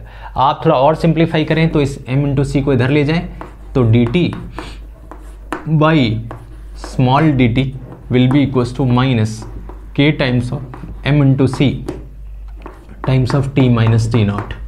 ये आ गया। ओवरऑल अगर आप इसको ध्यान से देखें तो एक तरीके का कांस्टेंट ही है, आप इसको k डैश भी मान सकते हैं। अगर ये k था तो इसको आप k डैश मान सकते हैं, यानी dt/dt can be written as equals to negative of k dash t minus t nought. ये एक इम्पॉर्टेंट रिलेशन है, इसको आप इम्पॉर्टेंट रिलेशन में से रखिए, क्योंकि ज़्यादातर जो क्वेश्चन है first level of Newton's law of cooling उसको आपको इसी फॉर्मूले से सॉल्व करना है, ये फार्मूला। तो पहले आप एक बार डेरिवेशन चेकआउट करिए। ये basic Newton's law of cooling से ये स्पेसिफिक हीट से इक्विवेलेंट हीट निकाला और उसकी रेटिंग को ऐसे लिखा और फिर दोनों को इक्वेट किया। यहाँ इक्वेशन 1 को इक्वेट किया इक्वेशन 2 के साथ। जैसे इक्वेट किया तो हमारे को ये रिलेशन आया, क्योंकि ये प्रोपोर्शनैलिटी कांस्टेंट और मास स्पेसिफिक हीट पहले से ही कांस्टेंट है, तो इसकी जगह k डैश मान लिया, एक नया कांस्टेंट मान लिया which is equals to k/mc t minus t nought. तो dt/dt की वैल्यू आ गई ये आपने समझ लिया। अब ये फार्मूला कैसे इंपॉर्टेंट है, इसका कैसे क्वेश्चन आता है, इसको मैं क्वेश्चन नंबर 3 लिखता हूँ।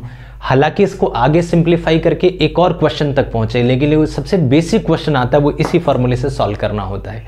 वो क्या क्वेश्चन है, किस तरीके से आना है, मैं उसकी चर्चा करता हूँ। और इस फार्मूले का एक और फॉर्मेट है, उसमें पहले इसको लिखो। तो एक बार इसको हटाता हूँ मैं और इसको दोबारा रिकॉल करते हैं। अब सबसे पहले आप इंपॉर्टेंस ऑफ दिस फार्मूला जरा समझ लीजिए। मान लेते हैं एक बॉडी है और वो T1 था, थोड़ी देर बाद वो T2 हो गया, उसका टेम्परेचर चेंज होकर के T1 से T2 टाइम तक, T टाइम में टेम्परेचर का चेंज हुआ T1 माइनस T2। अब पूछा जाएगा अगले T टाइम में जो नया टेम्परेचर T3 उसकी वैल्यू बताओ। बड़ा ही इंपॉर्टेंट और पॉपुलर क्वेश्चन है। तो फिर इसको इस फार्मूले से कैसे लिंक करेंगे जरा वो समझिए आप। ये जो dt है टेम्परेचर का चेंज, क्या आप इसको लिख सकते हैं T1 माइनस T2, और जो टाइम लगा है टाइम वो लगा है T टाइम, यानी T टाइम में जो टेम्परेचर का चेंज है वो T1 माइनस T2 है। तो that can be written as equals to k dash, और ये T नॉट तो फिक्स रहेगा सराउंडिंग का टेम्परेचर जो कि आपको गिवन भी होगा। अब क्वेश्चन आता है ये क्या है, ये तो टेम्परेचर ऑफ द बॉडी है।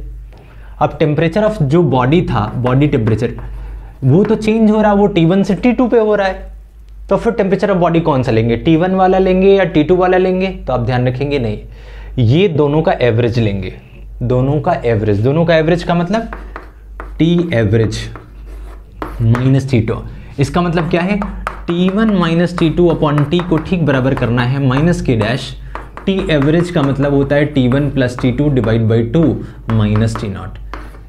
यानी अब ये बना इंपॉर्टेंट फार्मूला जिससे काफ़ी सारे क्वेश्चंस बड़े इजीली हो जाते हैं और सिंपल से बेसिक वाले क्वेश्चन पूछे भी जाते हैं। हालांकि इसको मैं और सिंप्लीफाई करूंगा। इक्वेशन नंबर 3 था ये, ध्यान रखेंगे। अभी फिलहाल इसकी इंपॉर्टेंस बता रहा हूँ यहाँ।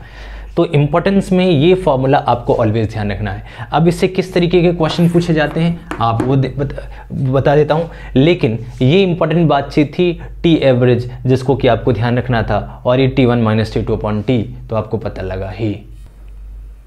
ओके, तो मान लिया आपसे एक क्वेश्चन पूछ लिया जाए कि यहाँ की एक बॉडी है जो 10 मिनट्स में पहुँच जाती है 80 डिग्री से 60 डिग्री में। कहाँ से कहाँ तक, 80 डिग्री से 60। तो अगले 10 मिनट में जो नेक्स्ट 10 मिनट है उसमें उसका टेम्परेचर कहाँ पहुँच जाएगा, बहुत इंपॉर्टेंट क्वेश्चन, कहाँ पहुँच जाएगा। तो और मान लेते हैं टेम्परेचर ऑफ सराउंडिंग है, टेम्परेचर ऑफ सराउंडिंग वो समवेयर अराउंड 0 डिग्री सेल्सियस है, ऐसा मान लेते हैं 0 डिग्री सेल्सियस है। अब इसको आप कैसे लिंक करेंगे, तो दो इक्वेशन बन जाएगी, आपको पता है क्या इक्वेशन बन जाएगी, T1 minus T2 upon T, तो T1 कितना 80 माइनस 60, तो 80 माइनस 60 अपॉन टाइम कितना लगा 10 minutes, 10 will be equals to minus K dash. अब आपको पता है कि आप एवरेज लेंगे, यानी 80 प्लस 60, 80 प्लस 60 डिवाइड बाई 2 और माइनस सराउंडिंग है 0। आई होप आपको ये वाला रिलेशन अच्छे से क्लियर है। ओके, अब ये क्लियर होने के बाद इसको सॉल्व करना भी आपको पता है आसान है। 80 माइनस 60 होता है 20, 20 बाई 10 हो जाएगा 2, 2 will be equals to minus K dash, और इसको सॉल्व करेंगे तो 80 प्लस 60 होता है 140 डिवाइड बाई 2 कितना हो जाएगा 70, 70 माइनस 0 हो जाएगा 70। तो ये आ गई इक्वेशन नंबर 1। अब आपको पता है कि ये इक्वेशन नंबर 1 आ चुका है। ऐसे ही अगर उन्होंने पूछा कि अगले 10 मिनट में कहाँ होगा, यानी अगले 10 मिनट में 60 से समवेयर टी तक आपको पहुंचना है। मान लेते हैं 60 से अगला टेम्परेचर टी है, तो अब नेक्स्ट 10 मिनट में जो टेम्परेचर हो जाएगा वो कितना हो जाएगा, ये तो रहा इक्वेशन नंबर 1। अब 60 माइनस टी अपॉन, ध्यान रखिए 60 minus T upon next 10 minute अगर आपसे पूछा जा रहा है तो will be equals to minus K dash.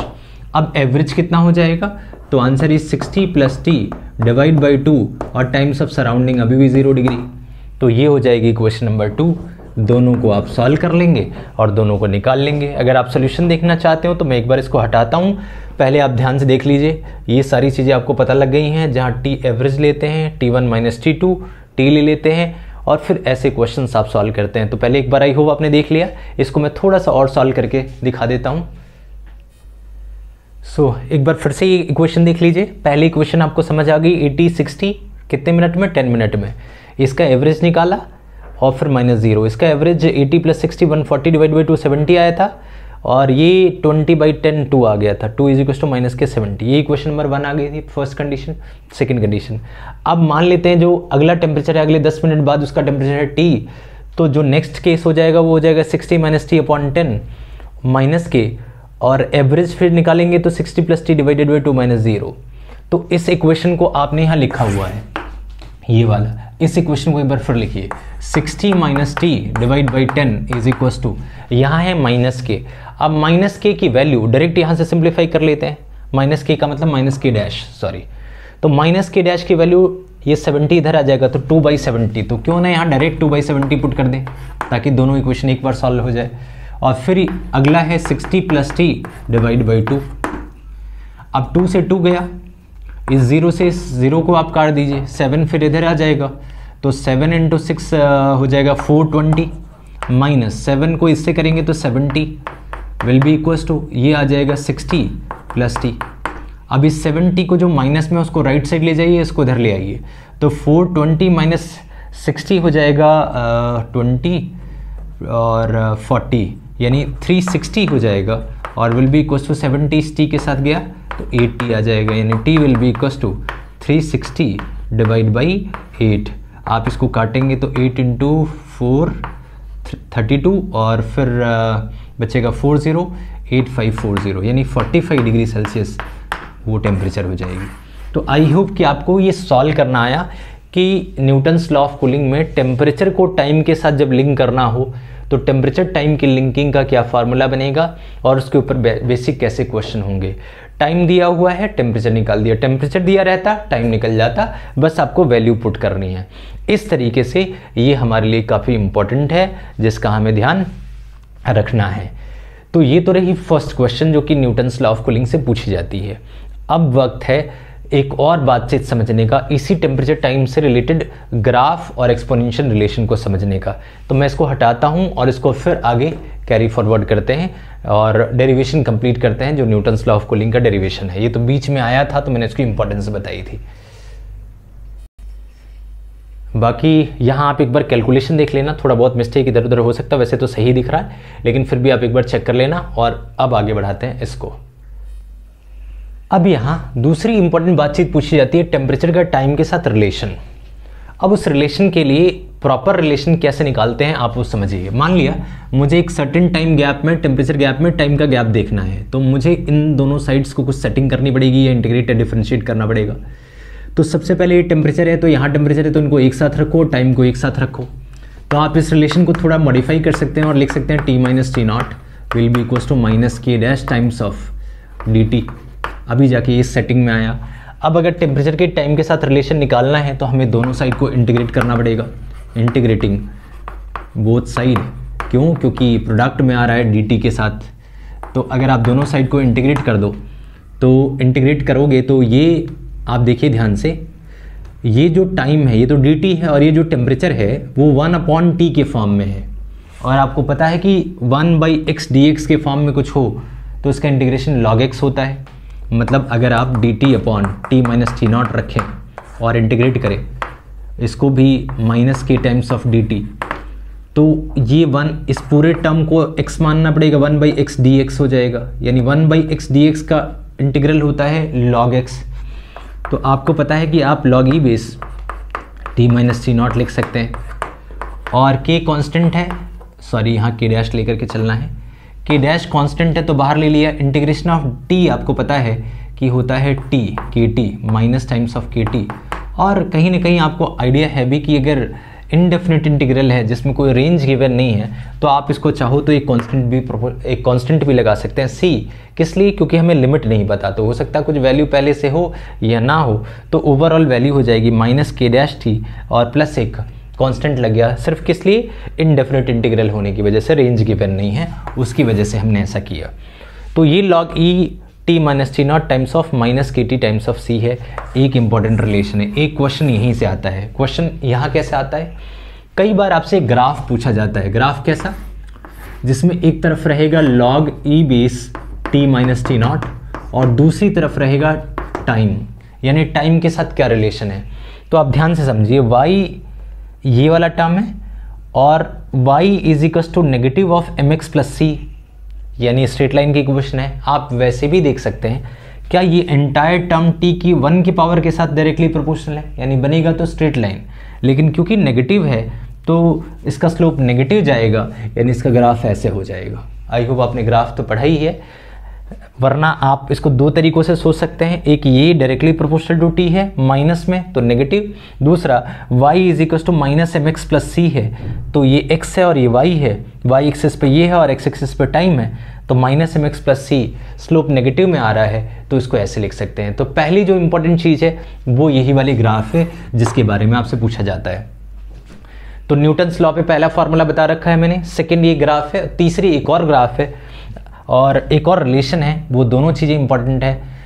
Suppose मुझे केवल लॉग के फॉर्म में नहीं चाहिए, मुझे टेम्परेचर और टाइम के फॉर्म में चाहिए, तो ऑब्वियसली लॉग हटाना पड़ेगा। लॉग हटाने का मतलब एंटी लॉग लें, तो इस एक्सप्रेशन के आगे आप लिख सकते हैं टेकिंग एंटी लॉग। अगर आपने एंटी लॉग ले लिया इसका तो एंटी लॉग लेने के साथ क्या हो जाएगा, आपको पता है कि ये जो बेस है e की पावर ये होगी तो ये बनेगा, यही तो लॉग का मतलब है। लॉग का मतलब ही ये है कि दिस e की पावर इतनी दो तो ये बने, यानी एंटी लॉग में इसको लिखें तो क्या लिख सकते हैं कि t-t0 किस चीज़ के इक्वल होगा, ये जो t-t0 है वो e की पावर दिस, ये लॉग की जो भी वैल्यू होती है वो एक पावर को शो करती है, यानी e की power -kt plus c times के इक्वल है। ये एक इंपॉर्टेंट बातचीत है जिसको आगे फर्दर सिंप्लीफाई करके आप ऐसे भी लिख सकते हैं t is equal to t0 plus e की पावर -kt प्लस c, ये रिलेशन। हालांकि आप चाहें तो एक और काम करें, ये कांस्टेंट टर्म है तो अगर आप e को एक्सपेंड करो तो e की पावर -kt और e की पावर c, तो आप इसको ऐसे भी लिख सकते हैं t0 प्लस e की पावर c और प्लस e की पावर -kt। e की पावर c एक अनदर कांस्टेंट है, आप सॉरी मल्टीप्लाई में इसको रखना है, e की पावर c इंटू e की पावर -kt, तो e की पावर c एक और कांस्टेंट है तो t का फार्मूला आ जाएगा t0 plus c times of e की पावर -kt। ये एक इंपॉर्टेंट रिलेशन है जिसका आपको ध्यान रखना है, t is equal to t0 e की पावर -kt, यानी टेम्परेचर का टाइम के साथ एक्सपोनेंशियल रिलेशन है, e की power -kt times exponential relation. Exponential का ग्राफ भी पूछा जाता है, ये रिलेशन भी काम की है और इसका ग्राफिकल रिप्रेजेंटेशन भी काम का है। तो आई होप कि आपने ये सब चीज़ें समझ ली। मैं इसका ग्राफ भी एक बार प्लॉट करता हूँ, लेकिन उससे पहले आप इसको एक बार देख लीजिए।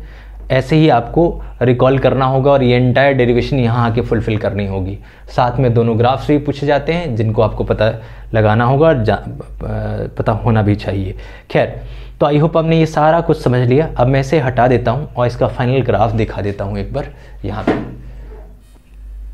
अगर इसकी ग्राफ की बात करें तो ग्राफ क्या पूछा जाता है, ग्राफ है t माइनस टी नॉट का, यानी एक तरफ रहेगा डेल्टा टी ये वाली वैल्यू और दूसरी तरफ रहेगा टाइम, यानी इस तरफ रहेगा टाइम t।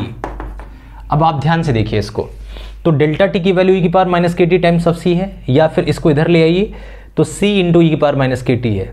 इस माइनस को आप नीचे ले आएंगे तो मैं थोड़ा नीचे लिखता हूँ कैसे इसको किया मैंने, t माइनस टी नॉट की वैल्यू हो जाएगी c टाइम्स ऑफ ई की पावर पॉजिटिव के टी।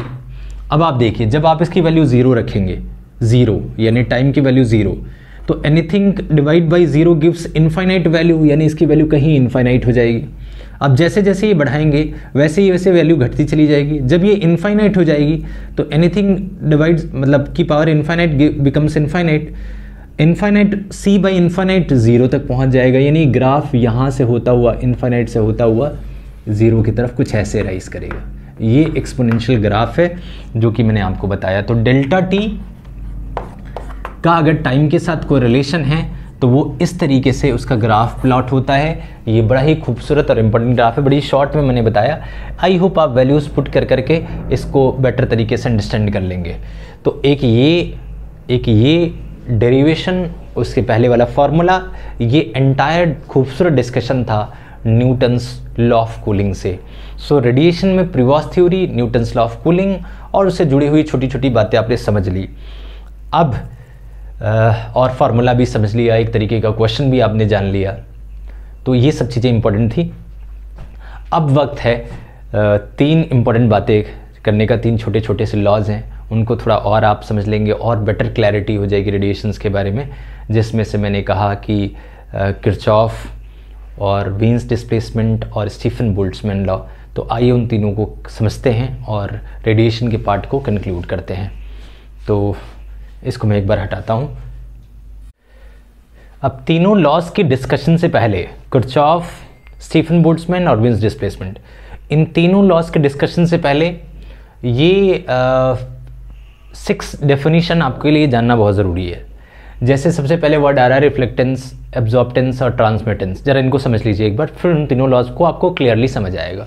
होता क्या है, जब भी किसी बॉडी के ऊपर एनर्जी आती है तो तीन चीज़ें हमेशा होती हैं। रैट जिसे कहते हैं, R for reflection, A for absorption और T फॉर ट्रांसमिशन। यानी कुछ एनर्जी यहाँ से आके वापस चली जाती है, कुछ ये एब्जॉर्ब कर जाता है और कुछ ये ट्रांसमिट कर देता है, यानी यहाँ से आई और क्रॉस कर गई। ध्यान से समझिए, तीनों चीज़ें ऑलवेज होंगी।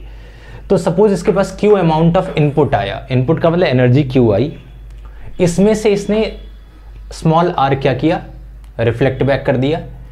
तो रिफ्लेक्टेंस एक रेशियो है जो R बाई कैपिटल Q को दिखाता है, रिफ्लेक्टेंस यानी amount of energy gate reflected per unit input given is reflectance. Mathematical definition की बात करें तो कितनी एनर्जी, तो एंटायर एनर्जी में से कितना पार्ट रिफ्लेक्ट हुआ, ऐसे ही कितना पार्ट एब्जॉर्ब हुआ, A अपॉन Q, इसको आप एब्जॉर्प्टेंस कह सकते हैं।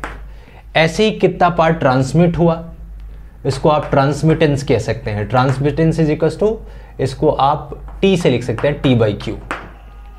T बाई क्यू यानी इन तीनों रेशियोज के बारे में आपको पता लगा कि amount of energy get transmitted, ratio of amount of energy get transmitted and total energy, this is something called what, reflectance, absorptance और ट्रांसमिटेंस। अब कॉमन सेंस की बात ये है कि ये Q जो भी आपने इनपुट दिए तीन पार्ट में हुआ, रिफ्लेक्ट हुआ कुछ, जो बाकी बचा उसमें से कुछ एब्जॉर्ब हुआ और फाइनली ट्रांसमिट हुआ। इन तीनों का सम क्या है, Q है।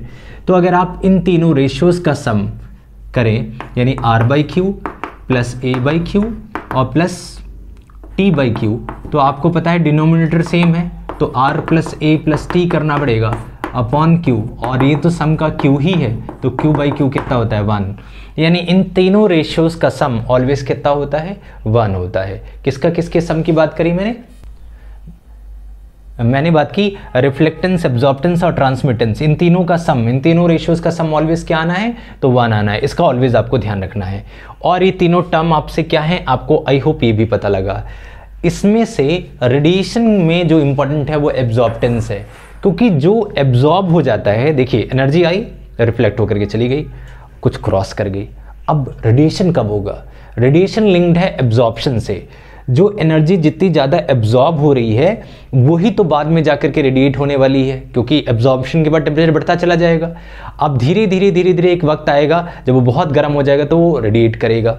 तो रेडिएशन लिंक किससे है? एब्जॉर्प्शन से। तो ये बात हमें समझनी है। उससे पहले आई होप आप ये तीनों डेफिनेशन समझ गए।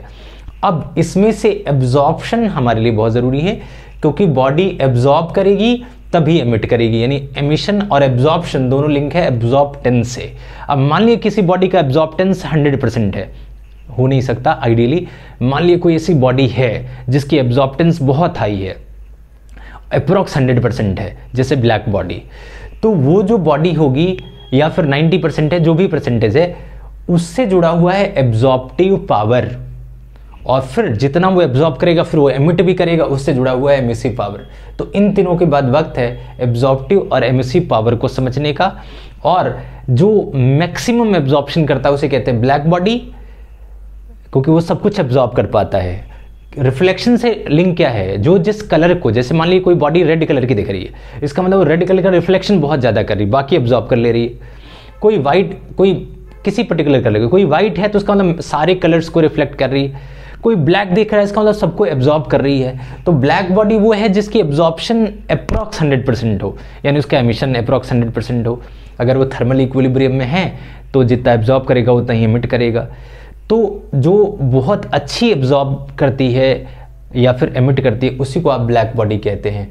तो आई होप आपको बेसिक आइडिया लगा, इन तीनों के बारे में पता लगा। अब एब्जॉर्प्टिव पावर में मैथमेटिकल मतलब इसका क्या है, आइए जरा उसको भी मैं समझा दूं, लेकिन आपको बेसिक आइडिया तो लग ही गया। अब मैथमेटिकली एब्जॉर्प्टिव और एमिसिव क्या है उनकी चर्चा करें। जब बात करेंगे एब्जॉर्प्टिव पावर और एमिसिव पावर की, तो बस एक छोटा सा चेंज होगा। एब्जॉर्प्टेंस में एक छोटा सा चेंज करेंगे। एब्जॉर्प्टेंस क्या है? अमाउंट ऑफ एनर्जी, और पावर क्या होता है? Energy per unit time. तो अगर एब्जॉर्प्टिव पावर की बात करें तो बस आप ये कह सकते हैं कि amount of absorb energy per unit time and amount of total energy per unit time, इसका जो रेशियो है किसी भी पर्टिकुलर वेवलेंथ के लिए, उसी को आप क्या कहते हो? उसी को आप एमिसिव पावर, एब्जॉर्प्टिव पावर। एक पर्टिकुलर वेवलेंथ के लिए जो एब्जॉर्प्टिव पावर है उसको आप कहते हो अमाउंट ऑफ एब्जॉर्प्शन एनर्जी। अगर मैं इसको ए लेमडा लिखता हूं तो ज़्यादातर ए लेमडा इसी को लिखा जाता है, एब्जॉर्प्टिव पावर को। तो absorption energy per unit time और total energy per unit time, यानी इंसिडेंट पावर और एब्जॉर्प्टिव पावर का जो रेशियो है, इसी को आप कहते हो एब्जॉर्प्टिव पावर। सिमिलरली अगर मान लेते हैं एमिसिव एनर्जी है, emissive energy per unit time और upon total energy per unit time, इसका जो रेशियो बनेगा उसको ई लेमडा कह देंगे। ई लेमडा यानी कि amount of energy per unit time for a specific wavelength, ratio of amount of emissive energy per unit time and total incident energy per unit time का जो रेशियो है, इसी को आप एमिसिव पावर कहते हैं। तो एब्जॉर्प्टिव पावर और एमिसिव पावर, आई होप आपको ये दोनों पावर क्लियर हुए। इसको आप ए लेमडा से रिप्रेजेंट कर सकते हो और इसको आप ई लेमडा से, क्योंकि अलग अलग वेवलेंथ की कहानी अलग अलग होती है, इसीलिए इन दोनों बॉडीज़ को समझना आपको बहुत ज़रूरी है। तो आई होप कि ये दोनों पावर आपको समझ आए। इसके अलावा भी मैं आपको एक और चीज़ बताऊँ। एक ऐसी बॉडी जिसका एब्जॉर्प्शन 100% हो, उसी को कहते हैं ब्लैक बॉडी। जरा मैं ब्लैक बॉडी की चर्चा करूं, ये दोनों आप ध्यान रखेंगे, क्योंकि अभी मैं किरचॉफ कराऊंगा, उन्होंने इन्हीं दोनों के बारे में एक बात बताई थी और जो कि एंटायरली इस एब्जॉर्प्शन से लिंक्ड है, इन दोनों। तो एक बार ब्लैक बॉडी की डिस्कशन कर लें। अगर ब्लैक बॉडी की बात करें तो एक ऐसी बॉडी जो ना तो रिफ्लेक्शन करती है, नीदर रिफ्लेक्ट्स नॉट ट्रांसमिट, ना ही ट्रांसमिशन करती है, यानी 100% जो एब्जॉर्ब कर जाती है, उसे कहते हैं ब्लैक बॉडी। इस बात का आपको ध्यान रखेंगे। आइडियली तो आपको पता है कोई भी चीज़ आइडियल नहीं होती, लेकिन फिर भी कुछ ऐसी चीज़ें हैं जिसको ब्लैक बॉडी की कैटेगरी में रखा गया है। जैसे कि कोई भी सरफेस जो कि लैम्प ब्लैक कोटिंग करी गई है, ऑन एन एवरेज 95 to 97% तक करती है। इसी को थोड़ा और स्पेशली डिज़ाइन कर दे, जिसे फेरिस ब्लैक बॉडी कहते हैं, उसकी 99% के आसपास होती है। उसमें आपने जैसे एक सर्कुलर ऐसा स्ट्रक्चर लिया, स्फेरिकल स्ट्रक्चर, उसमें एक छोटा सा होल किया और उसके होल के आगे रिफ्लेक्टर लगा दिया। अब कुछ ऐसे एंगल में लगाया जिससे जो यहाँ आ रहा है, यहाँ वो रिफ्लेक्ट होकर के नीचे जाए, बाहर ना निकले, नीचे जाए, फिर इंटरनल रिफ्लेक्शन के थ्रू अंदर ही रह जाए, बाहर निकले ही ना। और अंदर आपने लैम्प ब्लैक कोटिंग कर दी है। इसकी वजह से फेरिस ब्लैक बॉडी की जो एब्जॉर्प्शन अमाउंट हो जाता है वो 99% तक पहुंच जाता है। सन एक बहुत परफेक्ट एग्जाम्पल है ब्लैक बॉडी का। अब एक बात और समझिए, मैंने आपसे कहा था कि रेड कलर की बॉडी रेड इसलिए दिखती है क्योंकि रेड कलर के पार्टिकल को रिफ्लेक्ट करती है, बाकी सबको एब्जॉर्ब कर लेती है। ऐसे ही हर एक कलर की कहानी है। अब जो सबको एब्जॉर्ब कर ले रही है, कल को जब वो गर्म होगी और रेडिएट करना शुरू करेगी, यानी एमिट करना शुरू करेगी, तो इसका मतलब वो सारी वेवलेंथ्स को एमिट कर पाएगी। इसलिए ब्लैक बॉडी की खास बात ये है कि ब्लैक बॉडी जब रेडिएशन करता है तो वो हर एक पॉसिबल रेडिएशंस को एमिट करता है। यानी जब वो एब्जॉर्प्शन एवरी वेवलेंथ का कर रहा है तो वो रेडिएशन भी एवरी वेवलेंथ का करता है। ये ब्लैक बॉडी की खास बात है। तो ब्लैक बॉडी ऐसा नहीं कि कोई काली दिख रही हो तो ब्लैक बॉडी, नहीं, वो एब्जॉर्ब करेगी और फिर कल को वो एमिट भी करेगी, तो वो ब्लैक वाइट कलर की भी हो जाएगी क्योंकि वो सबको एमिट कर रही है। तो ये स्टोरी है ब्लैक बॉडी की जिसका आपको ध्यान रखना है। तो एब्जॉर्प्शन पावर अप्रॉक्स, एमिसिविटी या एब्जॉर्प्टिव पावर अप्रॉक्स 100% है, जितना आया उतना ही चला गया। ये ब्लैक बॉडी की खास बात है। तो आई होप आपने ये सारे टेक्निकल टर्म्स समझ लिए। अब एक इम्पॉर्टेंट लॉ है एमिसिविटी, एमिसिव पावर और एब्जॉर्प्टिव पावर के रिगार्डिंग, वो है किरचॉफ का। तो किरचॉफ ने एमिशन के बारे में क्या लॉ दिया, आइए मैं आपको वो बताता हूँ। सो बात करेंगे किरचॉफ्स लॉ की। हालांकि डेफिनेशन थोड़ा पढ़ने में और अंडरस्टैंड करने में कई बार थोड़ी दिक्कत होती है, लेकिन आप एक बार समझ लेंगे बहुत आसान है। उसके बाद वन टाइम मूवी है, बस समझने की बात है। तो किरचॉफ की बेसिक डेफिनेशन ये लिखी है कि at any given temperature ratio of emissive power and absorptive power corresponding to a particular wavelength is constant for all bodies. यानी हर बॉडी के लिए ये कांस्टेंट होता है। क्या? एब्जॉर्प्टिव पावर का, सॉरी एमिसिव पावर का और एब्जॉर्प्टिव पावर का जो रेशियो है वो कांस्टेंट होता है हर एक बॉडी का, एक पर्टिकुलर वेवलेंथ के लिए और एक पर्टिकुलर टेम्परेचर के ऊपर। और एक सबसे इंपॉर्टेंट बात, एंड दिस कांस्टेंट यानी इसका जो रेशियो है, this constant is also equal to emissive power of black body. आप सोच रहे होंगे इसका ब्लैक बॉडी से क्या लेना देना है, और ये ब्लैक बॉडी की एमिसिव पावर के इक्वल कैसे हो सकता है, वो तो 100% एमिसिव करता है। तो आप समझिए वो 100% एब्जॉर्प्शन भी तो करता है। रेशियो सेम है, रेशियो की बात हो रही है। मतलब ये है कि जैसे मैं कुछ एब्जॉर्ब एमिट करता हूं, आप कुछ एब्जॉर्ब एमिट करते हैं, कोई बंदा एब्जॉर्ब एमिट, कोई ब्लैक बॉडी है एब्जॉर्ब एमिट कर रहा है, रेशियो सबका फिक्स्ड है। रेशियो सबका फिक्स्ड है, मतलब उन्होंने कहा है कि ratio is constant for all bodies. सबका रेशियो फिक्स्ड है। रेशियो फिक्स करने का मतलब क्या है? Emissive power for particular wavelength upon a lambda is equal to constant, और वो constant emissive power of black body के ठीक इक्विवेलेंट है। यानी मान लेते हैं ये वाली जो वैल्यू है एमिसिव पावर, उसकी वैल्यू है 5। ध्यान से समझिएगा, वैल्यू कितनी? 5। तो अब क्या होगा, अगर मान लिया किसी की एमिसिव पावर 10 है तो उसकी एब्जॉर्प्टिव पावर ऑटोमेटिकली 2 हो जाएगी। ये एग्जाम्पल के लिए है, पर्टिकुलरली ऐसा नहीं होता, ये तो 1 या 1 से छोटा ही होता है। मतलब मेरे कहने का मतलब एब्जॉर्प्शन से ज़्यादा आप एमिशन नहीं कर सकते। मान लेते हैं 1 है किसी की, तो 1 का मतलब अगर कोई बंदा, देखिए इसमें यही समझने वाली बात है कि रेशियो 1 है और 1 ही ब्लैक बॉडी की भी होती है। तो फिर नॉर्मल बॉडी और ब्लैक बॉडी में फ़र्क क्या है? जैसे मान लिया कि नॉर्मल ब्लैक बॉडी की बात करें तो अगर वो 100 जूल का एब्जॉर्प्शन करता है तो वो 100 जूल का ही एमिशन करेगा। लेकिन जो नॉर्मल बॉडी की होगी, नॉर्मल बॉडी अगर सिर्फ 10 जूल एब्जॉर्ब करता है तो वो सिर्फ 10 जूल ही एमिट करेगा, लेकिन उसका भी रेशियो कैसा होगा? कांस्टेंट, यानी इसका भी रेशियो 1 ही होगा। ब्लैक बॉडी की खास बात क्या है कि ब्लैक बॉडी का एब्जॉर्प्शन ज़्यादा है, इसीलिए वो एमिशन ज़्यादा करता है।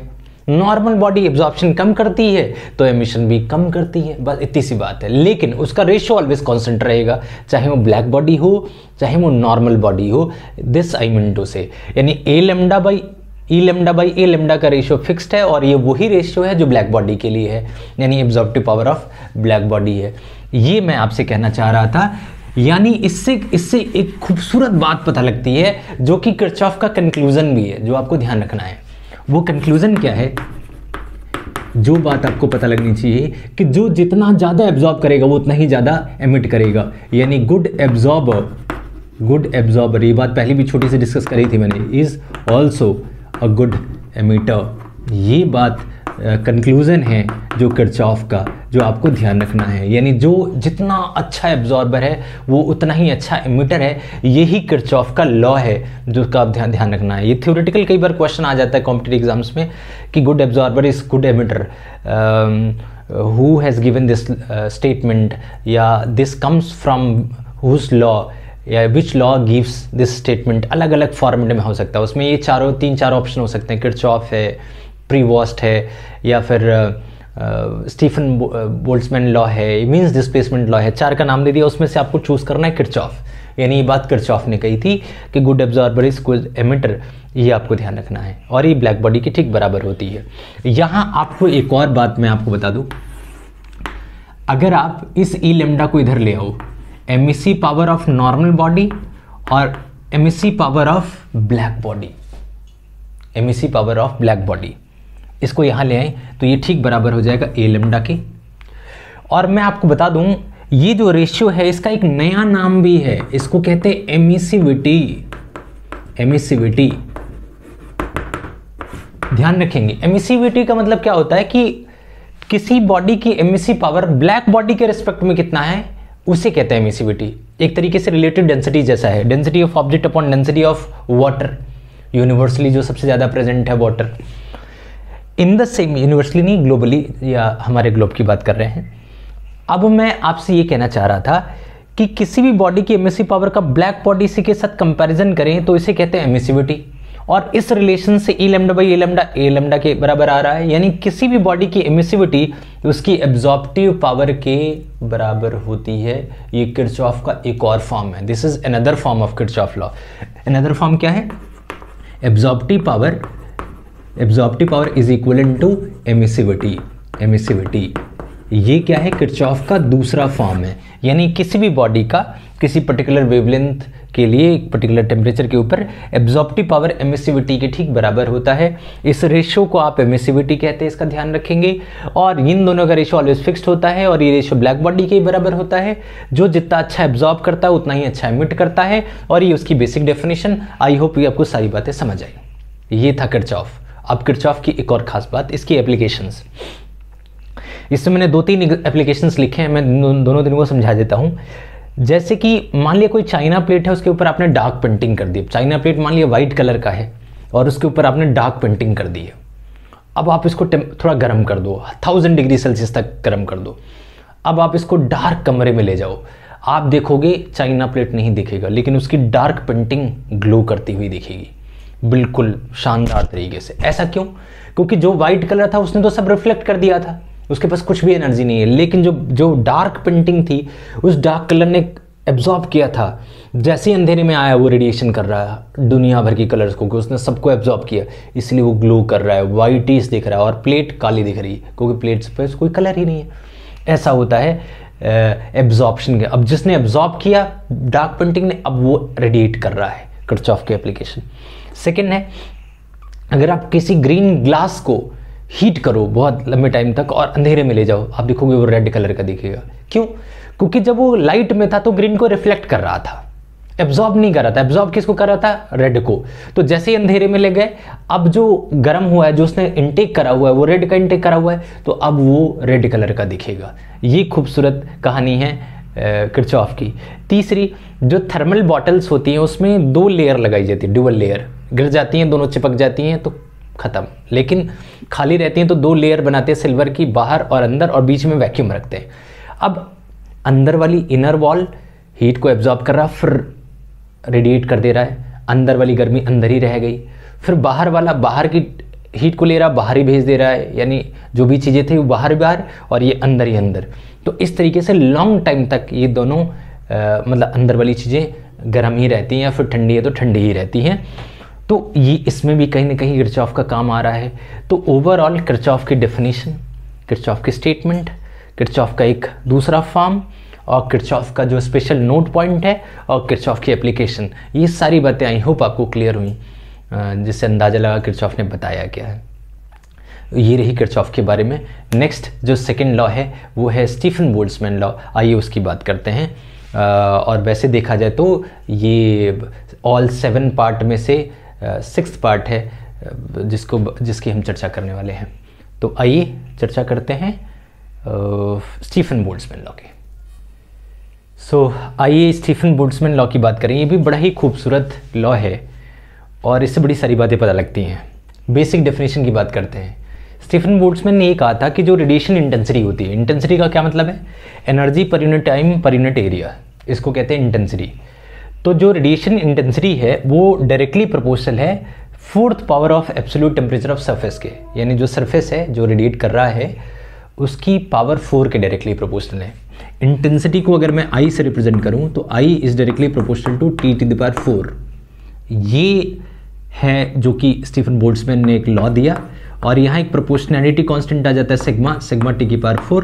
ये जो सिग्मा है इसकी अगर वैल्यू की बात करें तो इसकी वैल्यू होती है समवेयर 5.67 × 10⁻⁸ और आपको पता ही है कि आप इसको इंटेंसिटी को लिख सकते हैं जूल पर सेकेंड पर मीटर स्क्वायर और ये केल्विन वाला आ जाएगा तो केल्विन की पावर -4, ये इसकी यूनिट बन जाएगी सिग्मा की। बाकी ये ओवरऑल फार्मूला है। कहीं कहीं ये IE से भी लिखा होता है, आप उससे परेशान नहीं होंगे। मेन आपको ये वाली बात ध्यान रखनी हो तो इंटेंसिटी है, ये बात आपको ध्यान रखनी है। आप इसी से एनर्जी के फॉर्मेट में अगर आप चाहें तो इसी को लिख सकते हैं energy per unit time per unit area will be equal to sigma T⁴। अगर केवल एनर्जी चाहिए या रेट ऑफ एनर्जी, जिसको कई बार H से लिख लिया जाता है, तो H का फार्मूला सिग्मा A T⁴ भी आप लिख सकते हैं, सिग्मा A T⁴, यानी ये एरिया पे भी डिपेंड करता है। ये तो रही परफेक्टली ब्लैक बॉडी की बात, जिसकी एमिसिविटी बहुत ही ज़्यादा अच्छी है। तो radiation intensity of black body, यहाँ मैं ब्लैक बॉडी की बात कर रहा हूँ, कोई ब्लैक बॉडी जिसकी एमिशन बहुत अच्छी है उसकी बात कर रहे हैं, वो कहीं ना कहीं डायरेक्टली प्रोपोर्शनल है T⁴ के। अब क्वेश्चन कई बार आता है कि अगर मान लेते हैं black body non black body है, तो पहले तो आपने ये फार्मूला समझ लिया, ये भी समझ लिया, डेफिनेशन नोट करी। मैं एक बार इसको हटाता हूँ, नॉन ब्लैक बॉडी और एक दो केसेस और करता हूँ, लेकिन ये मेन बातचीत थी, सेंटर ऑफ पॉइंट जिसको आपको पता होना चाहिए था। सो आपने ये वाली बात समझ ली। अब अगर हम नॉन ब्लैक बॉडी की बात करें तो उससे पहले आपको एक रेशियो एमिसिविटी करना पड़ेगा। एमिसिविटी को कई बार E से लिखते हैं, नहीं तो एप्सिलॉन से लिखते हैं, ये दोनों ही वर्ड है। तो अगर मान लिया हम यहाँ एप्सिलॉन की बात करें तो एप्सिलॉन का मतलब था emissivity of normal body upon emissivity of black body. ये कैपिटल वाली ब्लैक बॉडी है और ये नॉर्मल बॉडी, इन्हीं के रेशियो को एमिसिविटी कहते हैं। एमिसिविटी ये क्या है, मैंने आपको बताया भी था, एमिसिविटी एप्सिलॉन का लिखें तो ज़्यादा अच्छा है। तो अगर आपको किसी नॉर्मल बॉडी की एमिसिव पावर पता करनी है, अच्छा इंटेंसिटी पता है, तो पावर का जो फार्मूला हो जाएगा, पावर आपको पता है पावर पर यूनिट एरिया, तो एरिया इधर आ जाएगा। इंटेंसिटी का मतलब है पावर पर unit area, energy per unit time को पावर कहते हैं और इनटू एरिया है तो एरिया इधर आ जाएगा। तो पावर का फार्मूला हो जाएगा sigma A times of T⁴। ये तो एमिसिव पावर का या रेडिएशन पावर की बातचीत कर दी गई। अब यहाँ अगर मैं एमिसिव पावर की बात करूँ तो उसका फार्मूला हो जाएगा epsilon times of E into lambda, black body की एमिसिव पावर इंटू एमिसिविटी। ये जो पावर है वो किसी पर्टिकुलर वेवलेंथ के लिए emissive power of a normal body है, यानी कि नॉर्मल बॉडी की पावर एमिसिव पावर निकालनी हो किसी लैम्डा के लिए तो आप क्या लिखेंगे, आप एप्सिलॉन को यानी एमिसिविटी से ब्लैक बॉडी की एमिसिव पावर से मल्टीप्लाई कर देंगे। अब ब्लैक बॉडी की एमिसिव पावर का फार्मूला स्टीफन बोल्ट्जमैन ने बताया है, कौन सा, सिग्मा A T⁴। तो यानी कि किसी सामान्य, किसी नॉर्मल नॉन ब्लैक बॉडी के लिए जो एमिसिव पावर होती है वो epsilon times of sigma A T⁴ होती है। अब आपको पता है ये जनरल फार्मूला है, एमिसिविटी ऑफ ब्लैक बॉडी 1 होती है तो ये फार्मूला ब्लैक बॉडी के लिए हो जाएगा। अगर 1 नहीं है, 1 से कम है, कुछ भी है, तो आप उसको यहाँ प्लेस कर लेंगे। तो 1 से ऑब्वियस कम ही होगी, जो भी वैल्यू होगी उसको यहाँ प्लेस करके आप नॉर्मल बॉडी का निकाल सकते हैं। तो ये एक तरीके से स्टैंडर्ड फार्मूला हुआ एमिसिविटी का, जो कि किसने बताया था, स्टीफन बोल्ट्जमैन ने, जहाँ ये बोल्ट्जमैन कांस्टेंट है सिग्मा 5.67 × 10⁻⁸। अब एक और बात ध्यान रखें, कई बार क्या होता है कि जो भी ये ब्लैक बॉडी है अगर किसी सराउंडिंग में रखा गया है और उसकी टेम्परेचर मान लिया कुछ समथिंग है, T0 है और इसका टेम्परेचर T है, तो ये जो भी रेडिएट करेगा उसमें से कुछ एब्जॉर्ब कर लेगा। जब ये एब्जॉर्ब करेगा तो उन दोनों के टेम्परेचर का जो डिफरेंस है वो कहीं ना कहीं रेडिएशन पावर में आएगी। तो जब किसी भी कंटेनर में इसको रख दिया जाए ब्लैक बॉडी को, या किसी सराउंडिंग में ट्रैप्ड है जिस सराउंडिंग का टेम्परेचर T0 है, तो जब ये रेडिएट कर रहा होगा तो ये होगा सिग्मा ए टी की पावर यहाँ से लिखेंगे सिग्मा ए टी की पावर 4, और जो ये सराउंडिंग एब्जॉर्ब कर रही होगी वो होगी सिग्मा ए T0 की पावर 4। ये है रेडिएशन और ये है एब्जॉर्प्शन। तो जो नेट रेडिएशन हुआ, नेट रेडिएशन वो हो जाएगा ये आउट माइनस एन, यानी कि सिग्मा ए को कॉमन ले लीजिए, टी की पावर 4 माइनस T0 की पावर 4। ये हो जाएगा नेट रेडिएशन पावर। जब कोई भी बॉडी किसी कंटेनर के अंदर रख ली जाए तो ये वाली वो रेडिएट कर रही है, ये वाले से सराउंडिंग एब्जॉर्ब कर रहा है, तो जो नेट रेडिएशन मिला वो दिस माइनस दिस बचा, इसमें से इसको माइनस किया तो सिग्मा ए टी की पावर 4 माइनस टी की पावर T0 की पावर 4 ये आ जाएगा जब कोई बॉडी किसी सराउंडिंग में रखी गई हो। तो ये बड़ा इंटरेस्टिंग पार्ट है। तो ये तीनों बातें पता होनी चाहिए। ब्लैक बॉडी की एमिसिव पावर क्या है? सिग्मा ए टी की पावर 4, इंटेंसिटी है सिग्मा टी की पावर 4, पावर है सिग्मा ए टी की पावर 4। नॉन ब्लैक बॉडी के लिए जिसमें एमिसिविटी एप्सिलॉन गिवन है तो एप्सिलॉन सिग्मा ए टी की पावर 4। स्टैंडर्ड इक्वेशन भी यही बना। और जब कोई भी ब्लैक बॉडी किसी सराउंडिंग में रख ली जाए तो उसकी नेट रेडिएशन का फॉर्मूला सिग्मा ए टी की पावर 4 माइनस T0 की पावर 4। ये एंटायर डिस्कशन था किसका? तो स्टीफन बोल्ट्जमैन लॉ। इसका भी एक कंक्लूजन है और इसका भी एक सिग्निफिकेंस बहुत ही प्यारा सा कि आखिर स्टीफन बोल्ट्जमैन किस काम आता है। तो आप इससे किसी भी बॉडी की सरफेस टेम्परेचर का आइडिया लगाते हैं। ये थ्योरेटिकल क्वेश्चन भी पूछा जाता है कि from which law we can determine we can have idea about surface temperature of any body. तो इसका आंसर होगा स्टीफन बोल्ट्जमैन लॉ। कैसे? आपको पता है कि किसी एमिसिव पावर जो है एक सर्टेन वेवलेंथ की एमिसिव पावर, ये हमेशा एक पावर एक पर्टिकुलर वेवलेंथ के लिए होती है। तो जिस वेवलेंथ के कलर की लाइट आ रही है उससे आप उसके टेम्परेचर का आइडिया लगा लेंगे, क्योंकि एमिसिव पावर टी की पावर 4 के डायरेक्टली प्रोपोर्शनल है। तो अगर ये हमें पर्टिकुलर वेवलेंथ दिख रही है तो हमें ये पता लग जाएगा कि इस वेवलेंथ का ये टेम्परेचर होता है। आप मेरी बात समझे? हमने ट्रेस कर लिया कि इस वेवलेंथ के लिए ये कलर आता है। तो जो कलर हमें दिख रहा होगा उस प्लेनेट का, उस स्टार का, उस ब्लैक बॉडी का, हमें पता लग जाएगा इस कलर के लिए इतना टेम्परेचर होता है। तो हमने प्री लिंक करा हुआ है। जैसे ही वो कलर हमने देखा हमें पता लग गया कि बॉडी के सरफेस का टेम्परेचर ये है, टी है। और भी इससे कुछ खूबसूरत से खूबसूरत क्वेश्चन पूछे जाते हैं। जैसे आपने देखा होगा कई बार किसी चीज़ को गर्म कर रहे हो तो धीरे धीरे उसका कलर चेंज हो रहा है। तो कलर चेंज होने का मतलब क्या है? ऑब्वियस है, जब उसका टेम्परेचर चेंज होता जाएगा तो एमिसिव पावर पर्टिकुलर वेवलेंथ की चेंज होती चली जाएगी। तो जितना ज़्यादा टेम्परेचर उतनी ही ज़्यादा उस पर्टिकुलर वेवलेंथ। तो यानी कि वेवलेंथ का सिग्निफिकेंस किससे आ रहा है? टेम्परेचर से। जितना ज़्यादा टेम्परेचर उसी के हिसाब से उसकी एमिसिव पावर चेंज हो जाएगी। तो ये कुछ सिग्निफिकेंस हैं स्टीफन बोल्ट्जमैन लॉ के, जिन सिग्निफिकेंसेस को आपको यहाँ ध्यान रखना है। अब बात आएगी इसी कलर से जुड़ा हुआ एक और बड़ा खूबसूरत सा लॉ है जिसको हम लोग कहते हैं वीन्स डिस्प्लेसमेंट लॉ। तो आइए उसकी भी चर्चा कर लेते हैं और कंक्लूड करते हैं इस पूरे चैप्टर को। तो आई होप कि आपको ये बात समझ आ गई। इससे बहुत सारी है, सन की रेडिएशन है, सोलर कांस्टेंट है, वो सारी चीज़ें भी इससे जुड़ी हुई हैं। आप इसको लिंक करके इससे निकालेंगे। तो खैर आइए सबसे पहले चर्चा करते हैं, सबसे आखिरी चर्चा करते हैं किसकी? वीन्स डिस्प्लेसमेंट लॉ की। एग्जैक्ट किसी प्लैनेट, सन हो या मून हो, उसके सरफेस का टेम्परेचर क्या है, इसको एग्जैक्ट एक्यूरेटली पता करने का जो तरीका है वो है वीन्स डिस्प्लेसमेंट लॉ। और इससे और भी खूबसूरत बातें हैं जो मैं इससे जुड़ी हुई बात आपको बताऊंगा। इन सबसे पहले समझते हैं कि आखिर ये वीन्स डिस्प्लेसमेंट लॉ है क्या कहते हैं। तो यहाँ लिखा हुआ है wavelength corresponding to which the energy emitted by black body is maximum is inversely proportional to absolute temperature. इसका क्या मतलब है? इसका मतलब ये है कि जब भी कोई ब्लैक बॉडी रेडिएशन कर रही होती है तो वो हर एक वेवलेंथ का इक्वल एनर्जी एमिट नहीं करती। ये बात ध्यान रखेंगे। जैसे उसने सबको एब्जॉर्ब किया है तो वो एक पर्टिकुलर टेम्परेचर पे एक वेवलेंथ को बहुत ज़्यादा करती है और बाकियों को थोड़ा थोड़ा कम करती है। ऐसा नहीं कि हर एक वेवलेंथ इक्वली निकल रही है। इसीलिए हर एक टेम्परेचर में नॉर्मल बॉडी अलग कलर को दिखाती है। जैसे कि आप आयरन को गर्म करें तो आप देखेंगे एक वक्त वो रेड दिखता है, जबकि आयरन को गर्म किया, हीट दिया है आपने, उसने सबको एब्जॉर्ब किया है और फिर रेडिएट कर रहा है, तो फिर रेड क्यों दिख रहा है? रेड कलर की ही वेवलेंथ सबसे ज़्यादा क्यों दिख रही है? फिर जब आप और गर्म करते हैं धीरे धीरे वो ब्लू होने लग जाता है, इसका क्या मतलब है? फिर वो ब्लू क्यों दिख रहा है? क्योंकि उसको सबको करना चाहिए था। यही सिग्निफिकेंस है, यही एक इंपॉर्टेंट बातचीत है जिसकी वजह से लॉ आया और जिस चीज़ से हमने इस चीज़ को और अच्छे से समझा। यानी आपको ये समझना होगा कि जब भी आप किसी चीज़ को गर्म करते हैं तो उसमें से निकलने वाली रेडिएशन यूनिफॉर्मली डिस्ट्रीब्यूट नहीं होती।